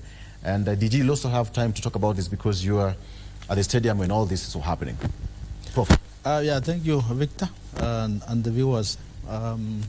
Number one, before I talk about gender equality, or rather women governors, there's something which my colleague here talked about, distribution of resources to county governments. There's something I've not understood in this country. We are in a devolution moment, but we find a few individuals, a few politicians, as the DG put it, who love centralization. Because devolution is about decentralization, but we have those who love centralization. Now, when you hear a few leaders going to the president, then they say, we want development to our constituencies, to our counties. That is why we made a trip to State House, for example. Where does that one put devolution? I mean, what else do you want from the president, for example, that you do not have in your constituency or in your county? Now you say, a few of us, let's go meet him, we take tea together, and then we tell him, come and... Now that one takes us back to one-party dictatorship. So such kind of politicians should actually stop it, the way Bonadiji put it, so that we embrace devolution. Now coming to gender equality, Victor, to me, the few women leaders, few women governors who had their own meeting talking about women leadership in this country. So far, since devolution started, I think we had 1 or 2 governors who were women at the time, but the number is increasing. Actually, over time. it increased from last year. The last election, it increased to 7 now. Yeah, to 7. Yeah, which is good.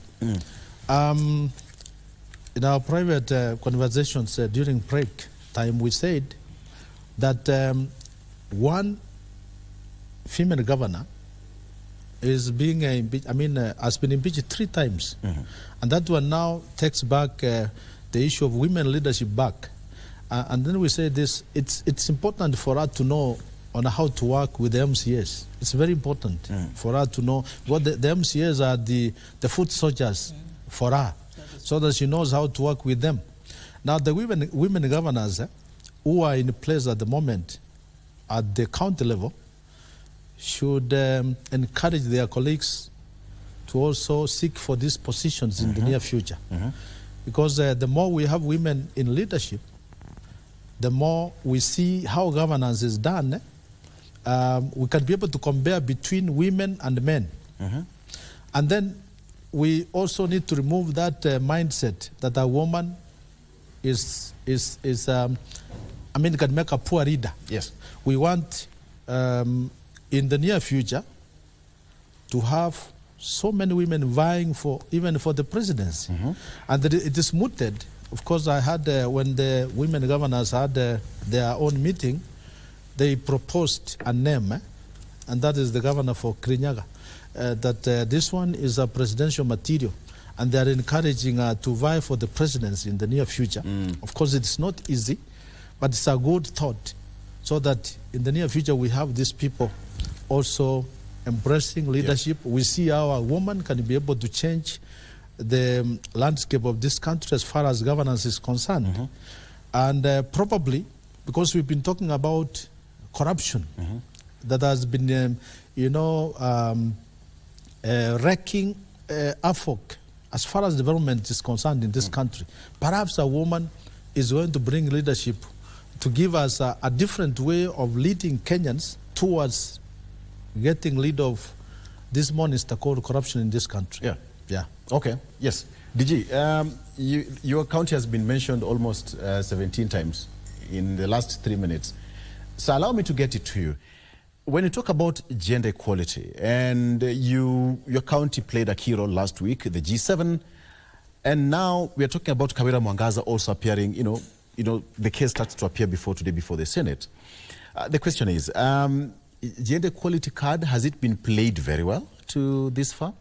Your boss is a woman, and how is it? And are you also lauded because of working a relationship with your boss? For the record. First, ours is because of our party. Our party leader is a diplomat, and one who does not encourage conflicts, one who promotes peaceful resolution of any issue. Now, I think that has played a key role to see Machakos to where it is. But I want to make a special appeal before I forget. One is to the President of Kenya. Please, and the top political leadership, my party leader, and all other national leaders included, please, let us forge, stand, promote, and advocate for devolution. That is the fastest way to transform this country. Let us make counties the centers of job creation, wealth creation, and transformation. It is possible, it is doable. And that can only be done if we promote science, innovation, and creativity. That's very important. That can be done by ensuring those functions that are supposed to be with counties are already there, accompanied by the relevant resources. Yes. It's very important. Manifold functions. Yes. Then, the issue of governance. Slightly, I would differ with my speaker, the Honorable Speaker, Ketui, that the executive does not value the legislative arm of the governance at the county level. I think it depends on the leadership. It depends on the leadership. I would, at this point, say the following. As a parliamentarian at the national level, we set bar for recalling a member of parliament, which is, it is not, you cannot recall a member of parliament unless he or she has been there for 2 years. I would wish the same be replicated at the county level. And we go further.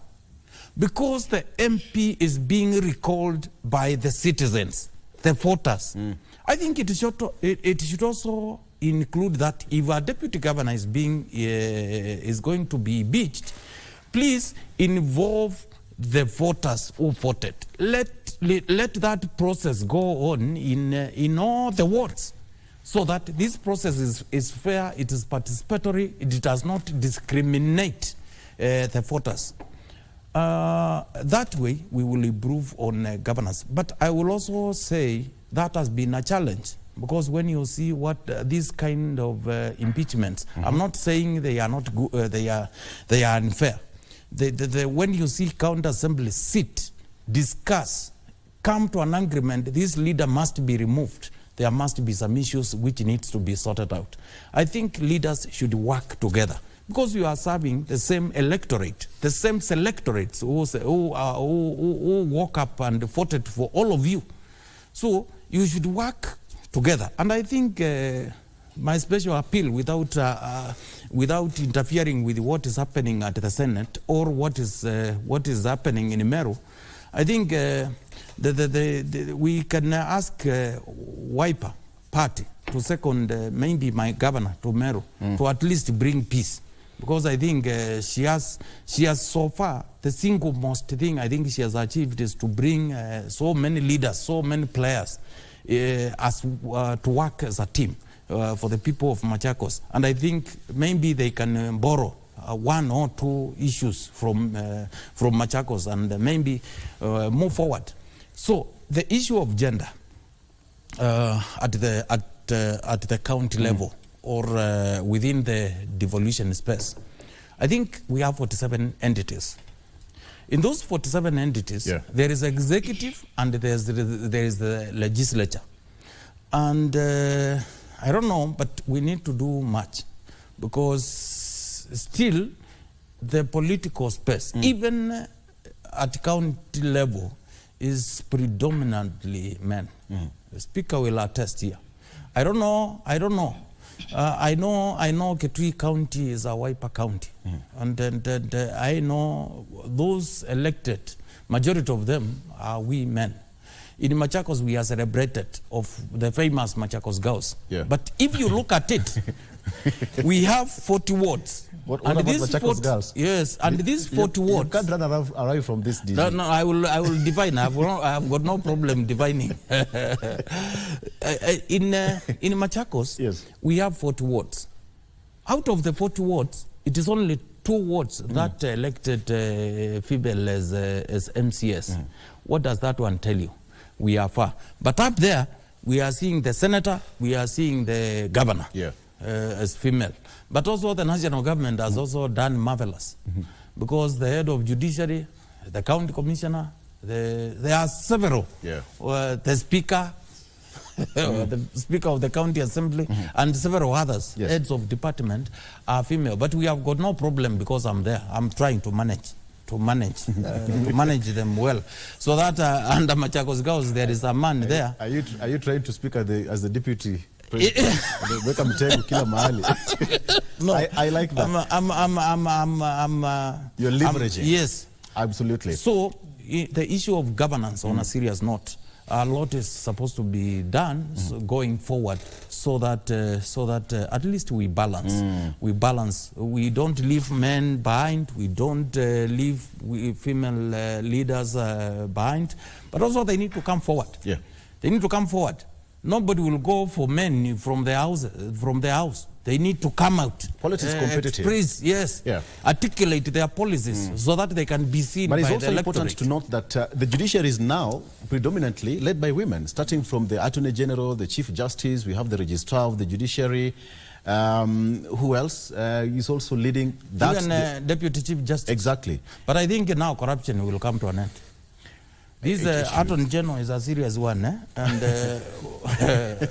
so I think the corrupt must now start getting worried. We should absolutely come to an end. You talked about the impeachment. The Senator of Kiambu, that is Senator Thangwa, came up with a proposal which is supposed to be taken to the Senate for a debate, where it says that a deputy or a governor should not, an impeachment motion should not be tabled before the county assembly before 90 days. So it should be after 90 days of the governor being elected.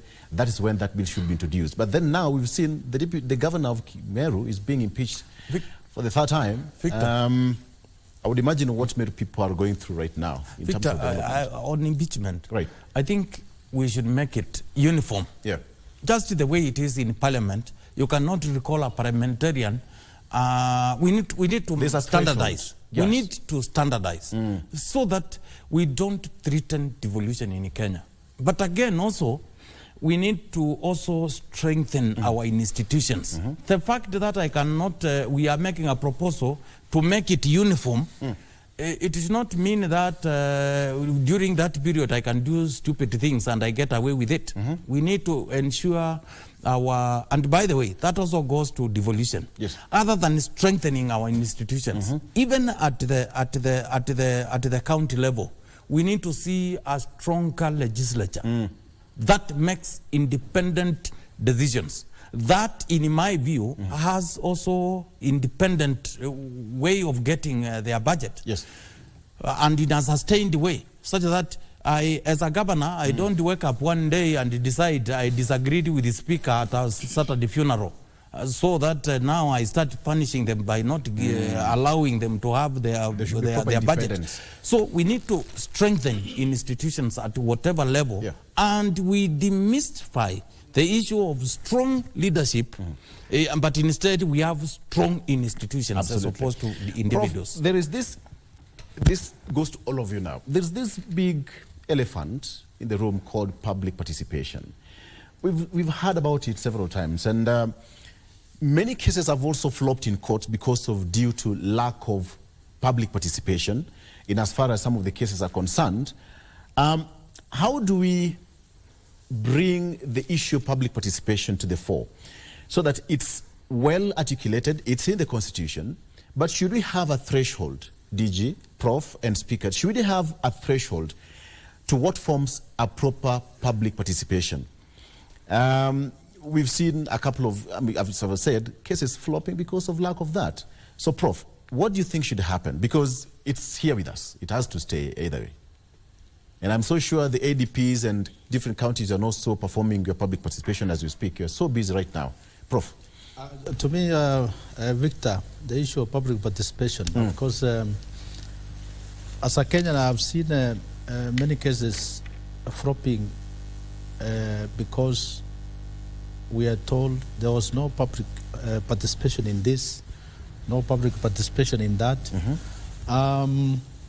Since it's provided in the Constitution that before you act, before you implement, there should be public participation over something that is. There should be public participation. Yes. So the process should take due course.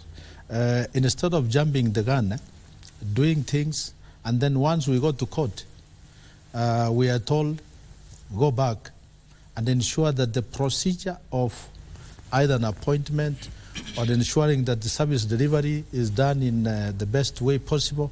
There should have been, in the first place, public participation. Public participation in this case, Bonavicta, means that there is no, there should be proper oversighting over issues that are supposed to be part of governance in Kenya. There should be, we should not have anybody or any one person influencing to make decisions. Governance should be straightforward. And Mwananchi oriented. Mwananchi should know that whatever that has been done because we are part and parcel of it. So, because when you don't allow public participation, then you are creating a window for dictatorship, that this can be done without the participation of the Mwananchi. And now what did she say, for example, before you impeach a governor, by the MCAs are the ones who impeach because through the counter assembly. Now, what about the people who elected the MCAs and the people who elected the governor? Where do they come in? Of course, one will argue that there is representation, that the MCAs represent the people who elected them. But the views of the voters could be different at that time than what the views or the issues that the MCAs have. Are raising. That they are raising, that prompts them to, impeach a governor. So I think it should be provided in law. I don't know how it will be done. It should be provided somewhere that before you impeach your governor or you impeach anybody who is impeachable, the people who voted for these people, that is the voters, now the Mwananchi in this case, should be involved also. That window should be set. Now, it is mooted elsewhere that you can recall your MP, isn't it? Who recalls the MP? For example, It's Mwananchi. So why can't we recall also governors using Mwananchi directly before we come to the MCAs? So I think there should be a window created in the future so that we don't create unfairness when it comes to impeachment of governors or leaders. That makes me to think of, was the aspect of impeaching a governor more political than governance issues? What I was saying before I finish, Victor, is that the process. What I'm saying that the Mwananchi should be involved is that there could be some incitement to MCS also, political intrusion from other people who are interested in that seat. Yeah, there are people. There are people who could be interested. Okay. Yeah. All right. Yes. Thank you very much, Victor.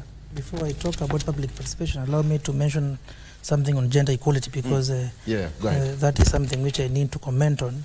I'm actually a strong supporter of women empowerment, because I was raised by a single mother. So I really respect women.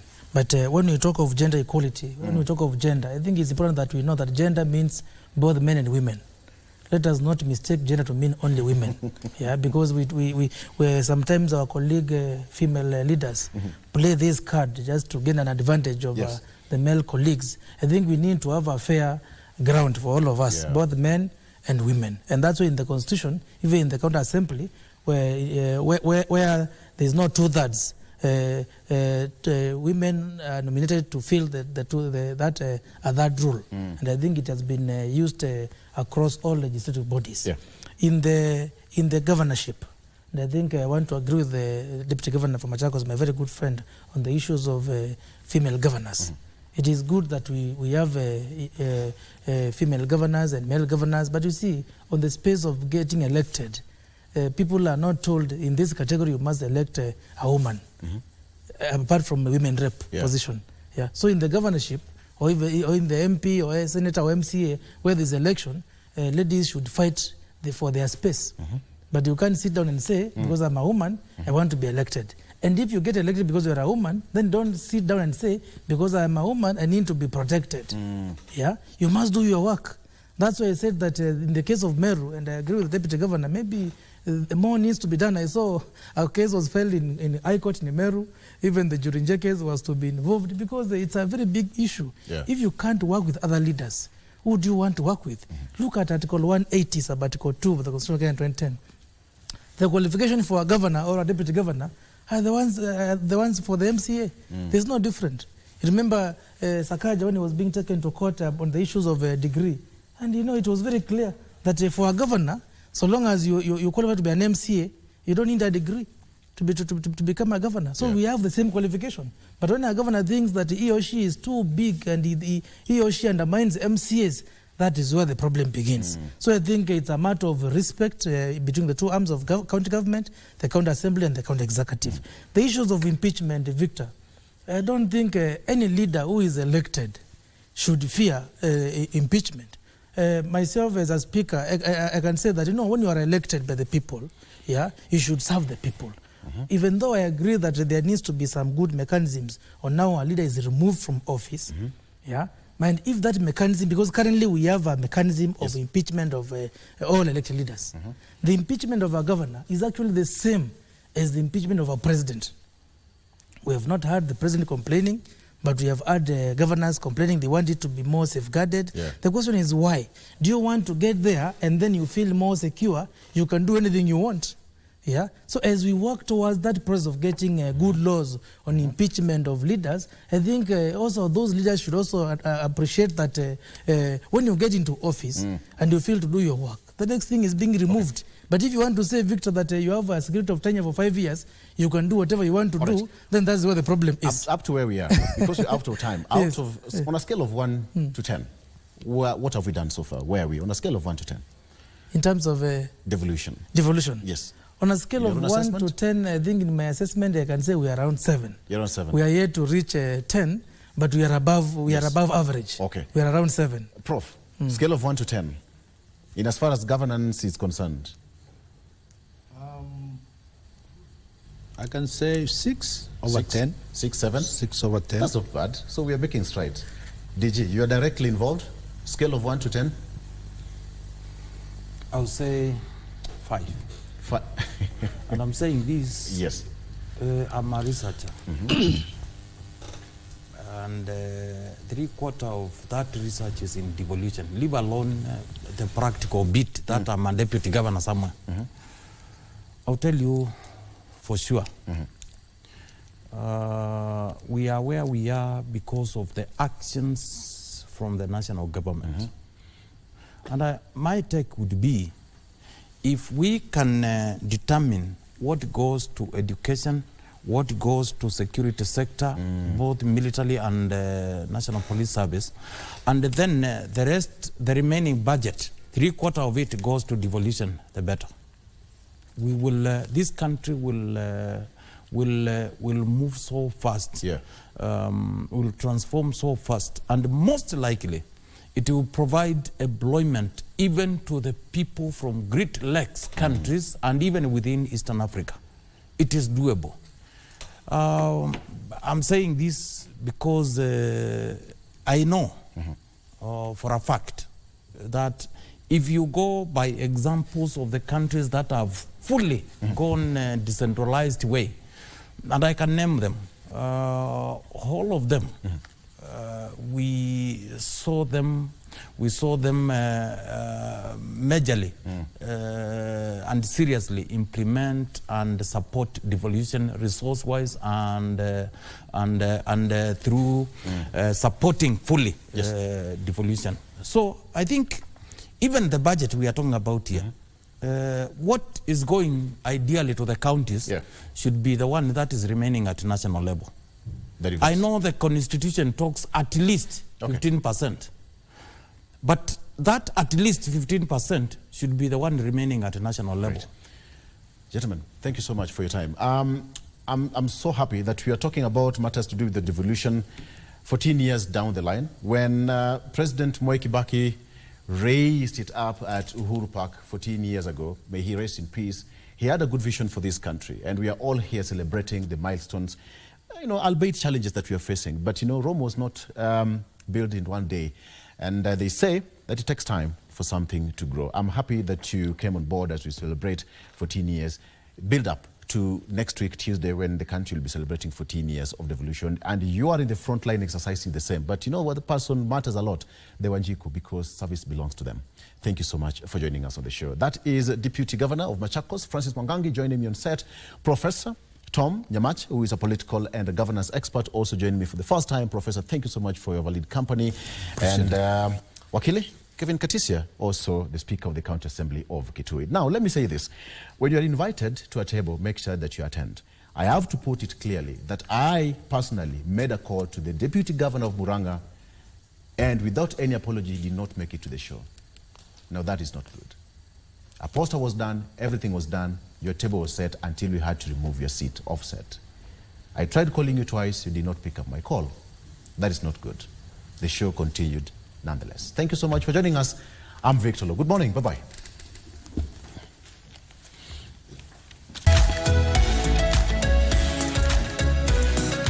Thank you.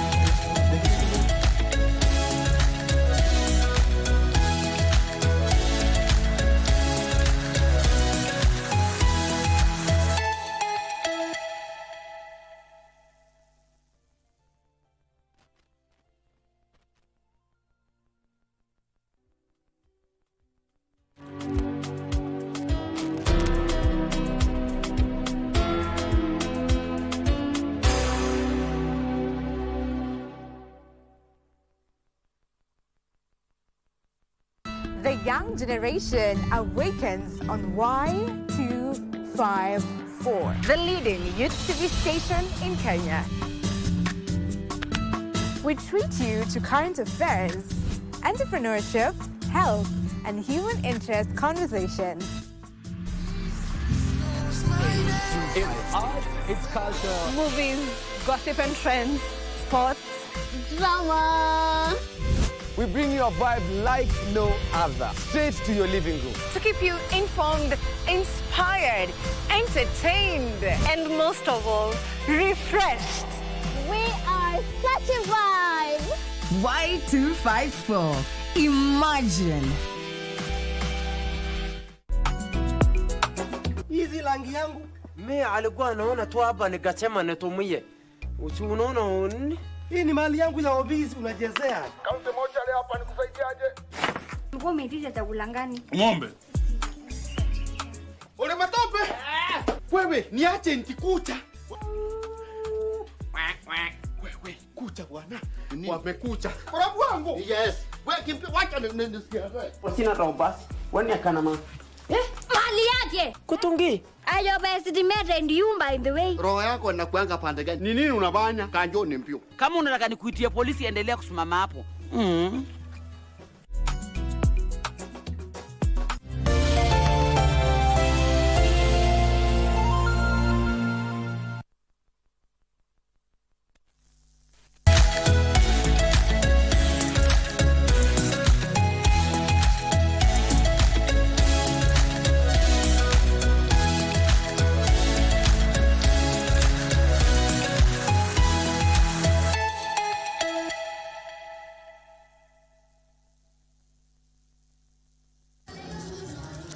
Somewhere in Kayole Estate, to the farther east of Nairobi, Pamina's young Rain, who is visually impaired, leads us to his home.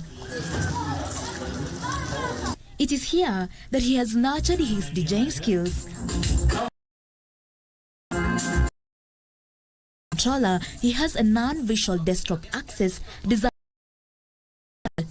and a few cable connections.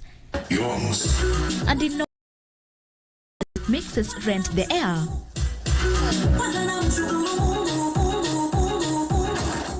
A few lessons here and there on what has earned him the Selector Young's fame.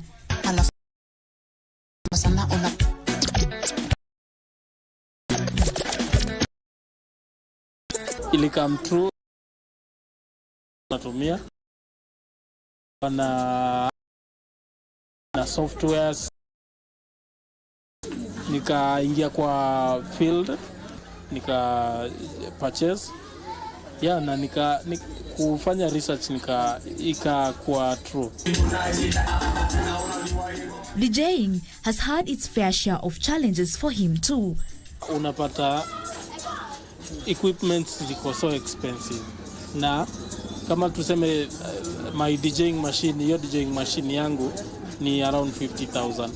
So na pia their spare parts are very expensive. So unapata moja ikiharibika, it's lazima spend a lot. Flip his coin and you meet young Rain, the technician. At this workshop is where over the years he has fulfilled his childhood passion of being an electrician. Nilikuwa tu na passion ya mtambo, machines. Nilikuwa tu nachukua mashini na dismantle, naangalia vile components ziko ndani, then nairudisha back to vile iko, na fungua ma sockets and wiring. So nikipigwa shock najua hii ni live wire. Unlike other electricians, he has his unique way of safely handling live wires and identifying colors of cables. It's my own research, my own like naweza sema my own invention. Tester na place earphone, then nikishika at the tip wanasikia some vibration.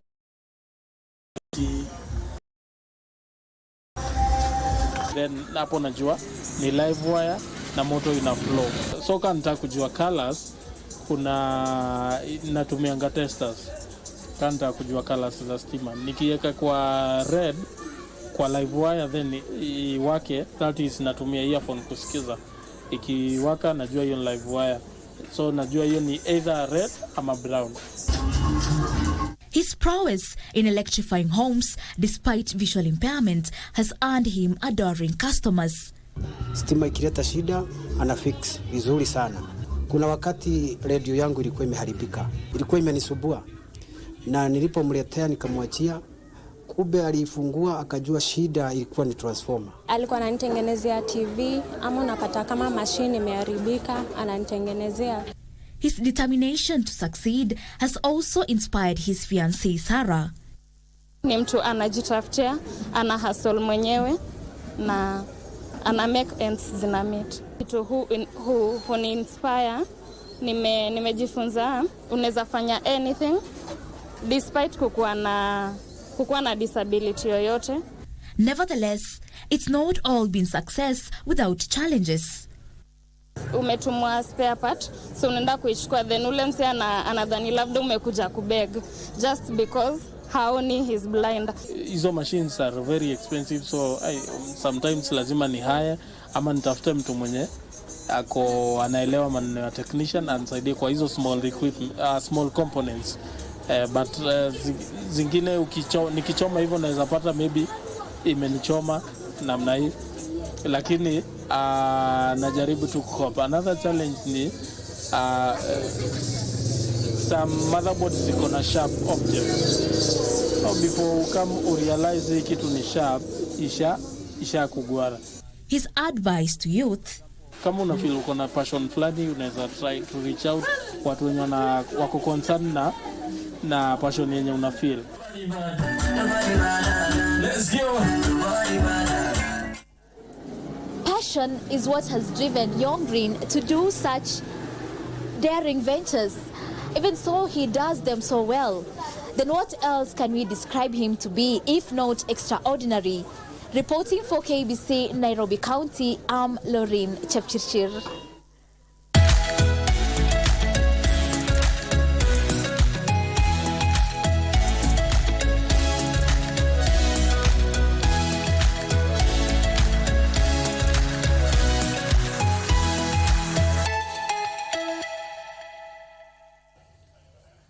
Indeed, thank you for tuning in to Good Morning Kenya. Now we shift gears and talk matters transformative leaders. My name is Mike Migu, and today we are talking about the regreening action, which is one of the things that are within the 2021 to 2030 UN Decade on Ecosystem Restoration. To help me in this conversation in studio, I'm joined by Alvas Onguru, who is Mwamba RFC President. Karibu sana. Asante sana. And also Reinhard Nyandire, who is a business development manager at Just Digit.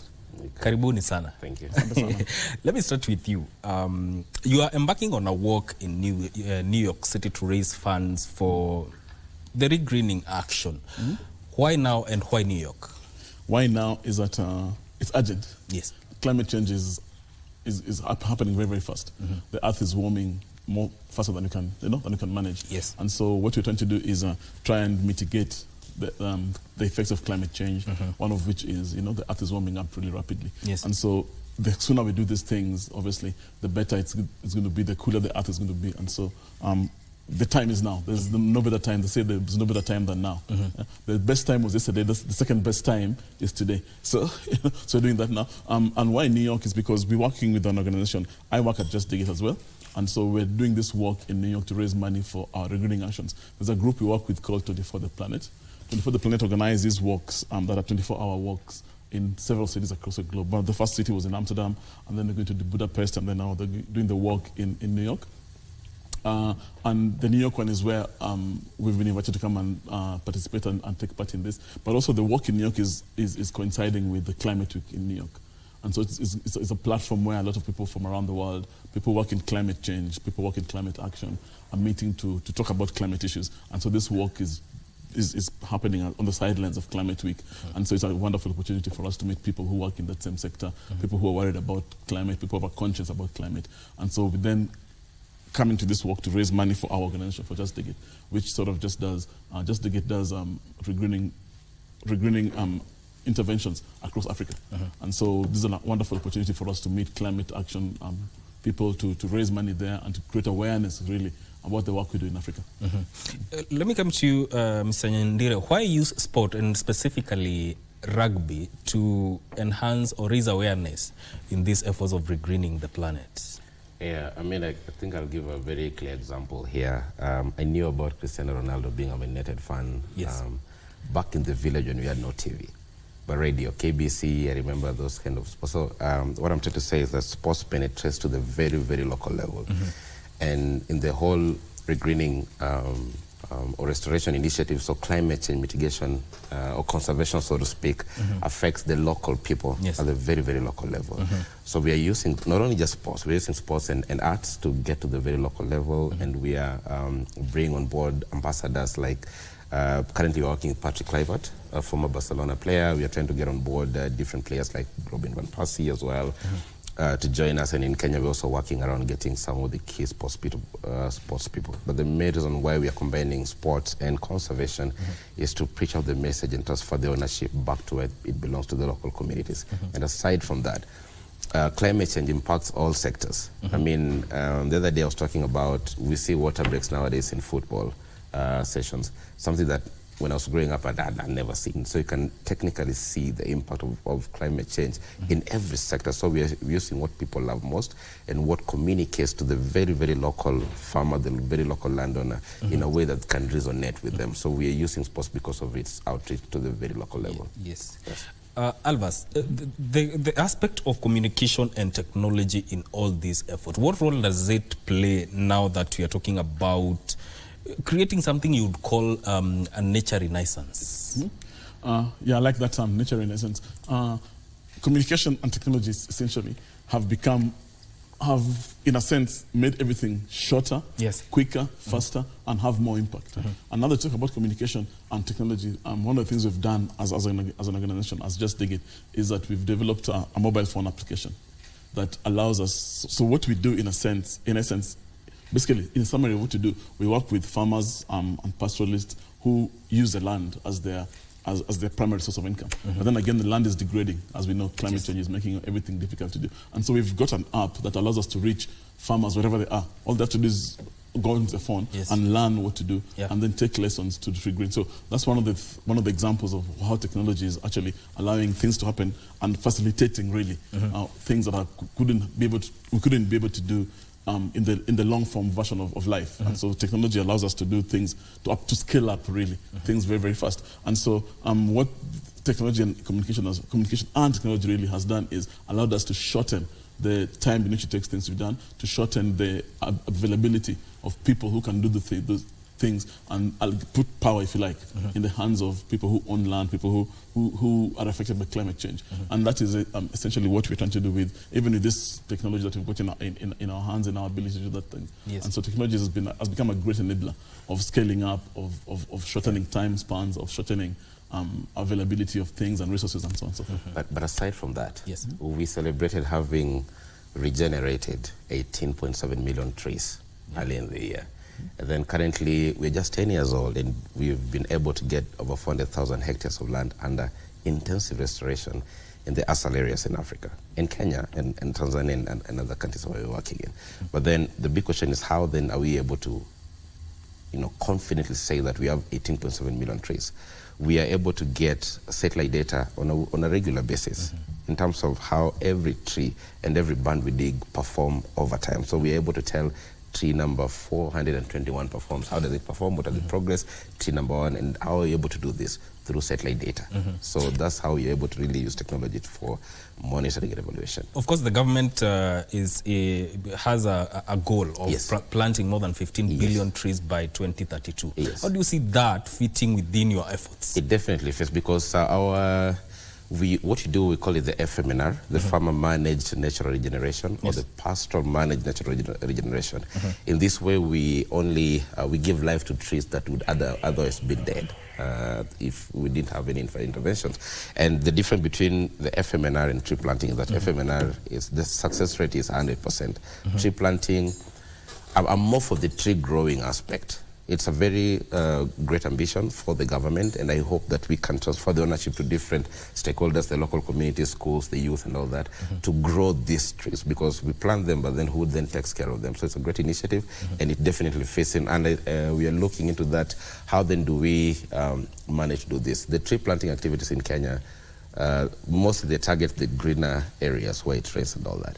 Now we can combine, in this case now, the pastoral managed natural regeneration, where we focus on the ASAL areas like the Garissa, the Turkana and all that. And I think there's an initiative going on in Turkana that showcases that it's actually possible to grow trees in those kind of landscapes. So through initiatives such as what we have been implementing. And one thing unique, especially around our interventions, are that we mainly focus on indigenous tree species, indigenous grass species, something that relates to the local, and that's other benefit that I feel Kenya or the government should also tap into in terms of biodiversity economy. Looking at the type of indigenous trees that we have, it has medicinal benefits, it has other commercial benefits and all that for the local communities. So yeah.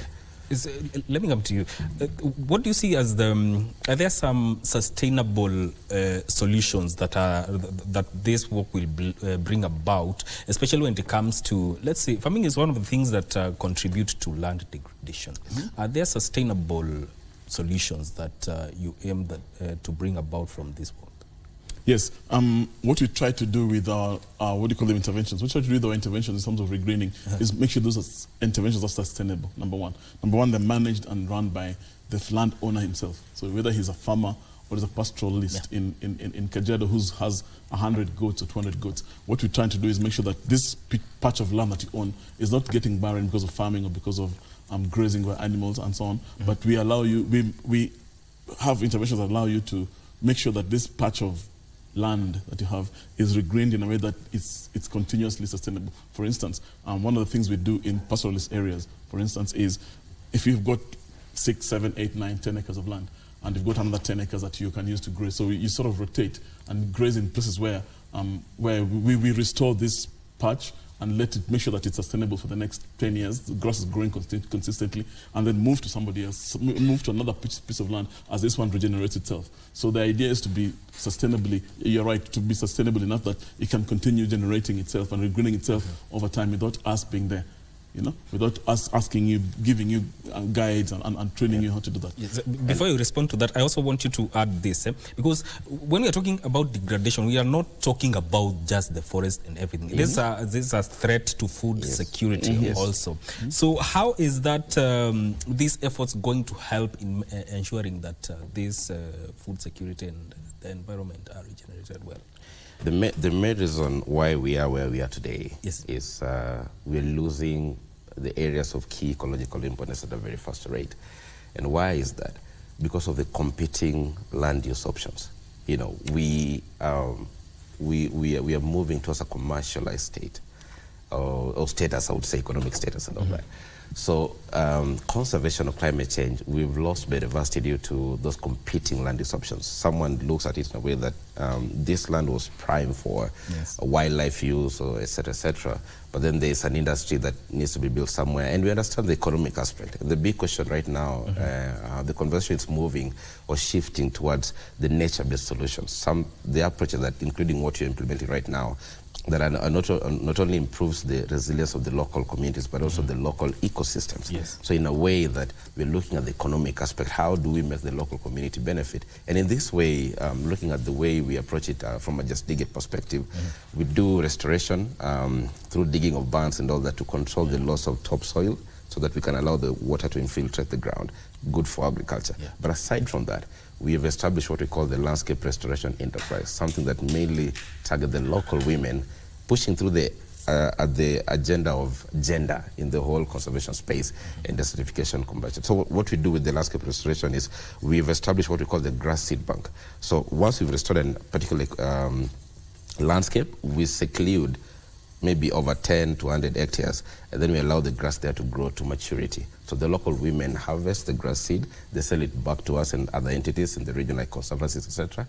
And then they harvest the grass as hay for dry season for their livestock and so all it's that. enhancing Exactly. So the big question is, how then do we make conservation pay for the local community? How do we address poverty, or maybe how do we speak conservation after breakfast with the local communities who pay the full cost of conservation? Now, in terms of food security, From a landscape restoration perspective, we have what we call the bands and the fanya juu, fanya chini, which technically involves digging of trenches in farming areas where we do farming along the slopey region. So the main idea why we cannot do farming in dry land areas is because of the loss of topsoil and soil erosion. But then what we do then maintains that kind of topsoil, I think it's called humus or something, and then we let the water infiltrate the ground. Once it's stored underground, now make this particular land arable for farming. So that's the way we do it. And we have a big ambitions to create more farmers in the ASAL areas, in the Kenya dryland areas. And I think government has that kind of ambition within its current policies, existing policies and all that. So there's a huge opportunity in terms of how we do it. But the big question is we need to promote nature-based solutions for adaptation in a way that we make the local communities also benefit for conservation. Because the big question is the extractive economic activities vis-a-vis or versus the restoration or conservation initiatives. So the big question is, how do we speak money? Yeah, because at the end of the day, we want to eat and you have to go to school. Exactly. Now, your work is happening at an international level. So how do you see, or what impact do you expect it will have on the local communities within the country, and how can governments now within Africa, because we are talking about a region of more than half of Africa is at a high risk of getting degraded. How then do we bring the government and the local communities to benefit from your work in New York?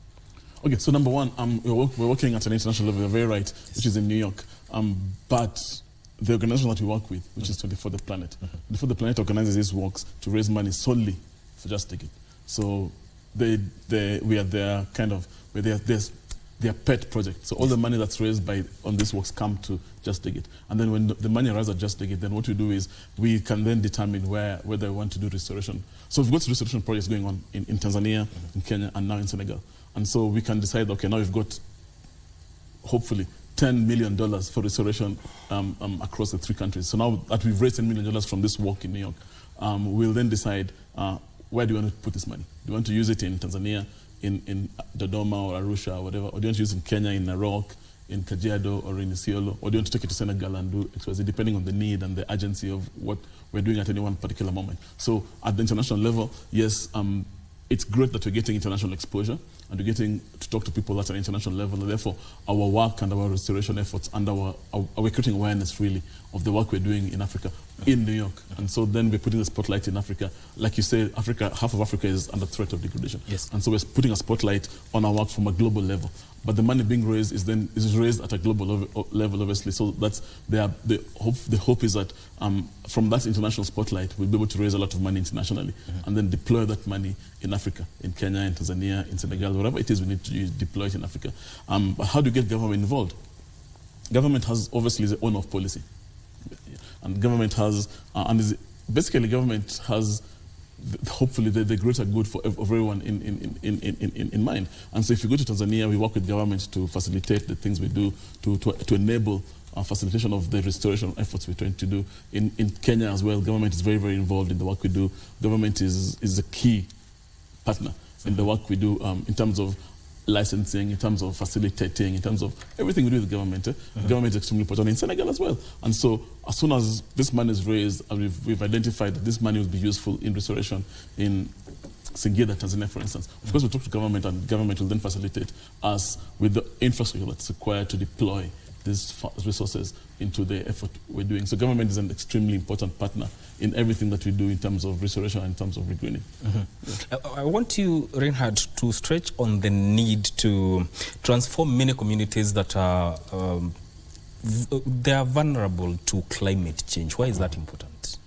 It's very important because these are the local landowners. We get all our food from them, and especially looking at the pastoral communities, is the way, not just pastoral, but I would say it's the way we have lived with conservation over time that has ensured that the existence of these key areas that we're trying to protect today is because of the way pastoral communities live their life, and it's embedded in culture That's why we are now conserving what we have. But then they pay the full cost of conservation. We get money from conservation, but do they really get their portion in terms of dealing with the whole, if it is wildlife, it is human-wildlife conflict, it is climate change, they suffer the most. While, you and me can afford to have a cooler in our house and all that, but they suffer the most at the local level. So placing them at the very center of this conversation would be very key. Right now, one of the key initiatives that we're also pushing through, and actually our interventions also, these are just indigenous knowledge that we're scaling up. These are things that used to be practiced in the hundreds of years. And then you did ask Alvas about the role of government. In Kenya, we have county level government. And as Just Dig It, we are a non-governmental organization.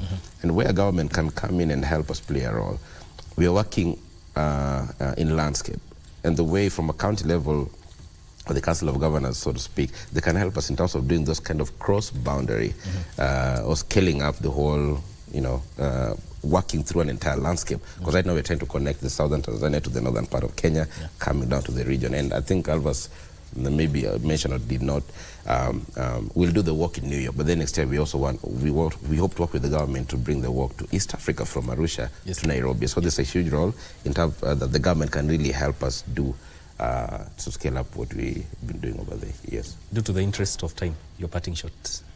My parting shot is we'd like everyone to sponsor us in our work in New York. And so there's a link, you might send it later on, but yeah, we've got our fundraising page, and all you need to do is just, I think the page is at 24theplanet.com, and just log in there, find our fundraising page, and contribute and donate. Then you can play a part in regreening and conserving climate in Kenya. Okay, Reinhard. My parting shot. Yes. You talk about the policies. Yes. The main reason why our policies usually fail is because we fail to get the larger public to rally behind the aspirations of these policies, and that's where the role of the media comes in. So there's a huge opportunity for media to spearhead this, and you need to take these conversations as regular as you can and follow up the conversations coming up in the year. So take this as a personal initiative, and I think you'll see how far or the big opportunity that exists for the media and awareness in terms of these policies. Yes. Yeah. Thank you, gentlemen, for making time for Good Morning Kenya. Thank you. Thank you very much for having us. Yes, that is Reinhard Nyandire, who is a business development manager at Just Dig It, and also Alvas Onguru, who is a member of RFC president, talking to us about the regreening action that is and the work he is going to take in New York later on this year. My name is Mike Migwe. This is where we cap Good Morning Kenya. Don't go too far. We are taking you right to the Senate buildings for the hearing of Kawira's Mwangaza's impeachment that is going to take place today. Good morning. Stay with us.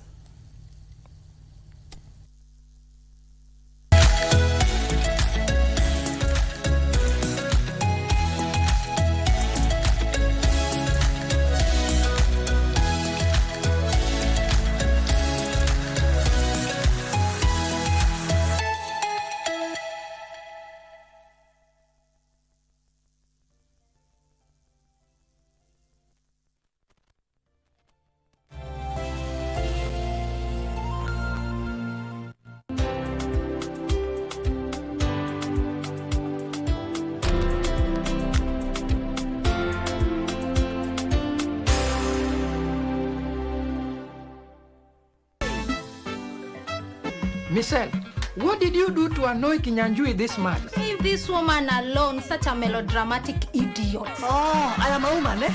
An idiot woman, sit here. Okay, you will know how smart I am when I am finished with you. I am talking to you. Ne, if you feel this job is proving to be very challenging, I would suggest that you just move aside. Or better, step down. You know, this is almost like a comedy training class. I mean, you people are so funny. I think it's very much ma'alimu. That wasn't meant to be a compliment. The young generation awakens on Y254, the leading youth TV station in Kenya. We treat you to current affairs, entrepreneurship, health, and human interest conversations. It's art, it's culture. Movies, gossip and trends, sports, Drama. We bring you a vibe like no other, straight to your living room. to keep you informed, inspired, entertained, and most of all, refreshed. We are certified. Y254. Imagine.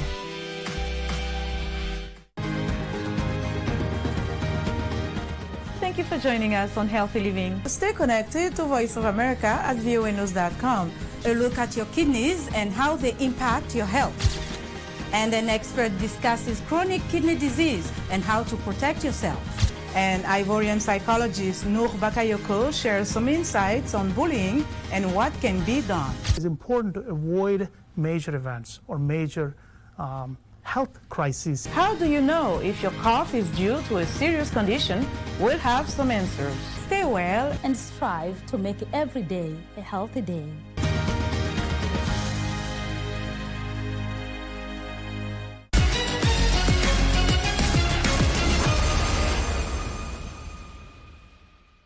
This is what he does. He comes late. Wanyoni holding on. Arop coming. Wanyoni or Arop to the line. The Algerian is not going to get there. It's gold for Kenya. And it's 1:41.19.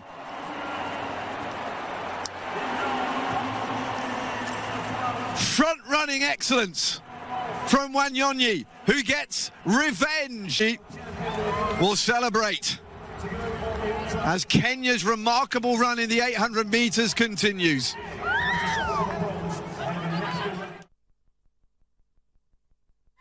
Looked like he was all... Wanyoni wants to get it. And the man who was beaten by the bronze medalist in that amazing race in Paris in the Diamond League, this time... Ladies and gentlemen, if you can...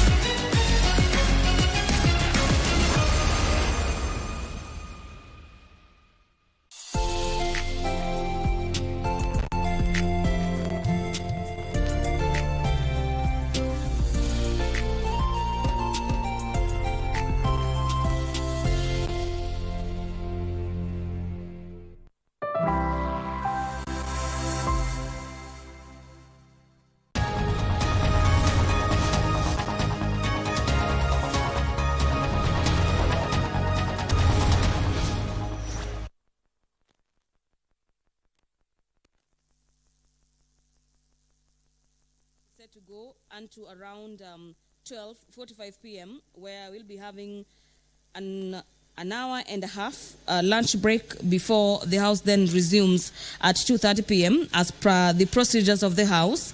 That will then be followed by the evidence by the County Assembly. This is where the County Assembly will be adducing evidence. This is evidence of witnesses, if any, and cross-examination as well as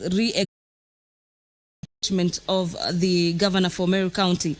The House will then be adjourning at 6:30 p.m. and tomorrow we'll be having the governor and her council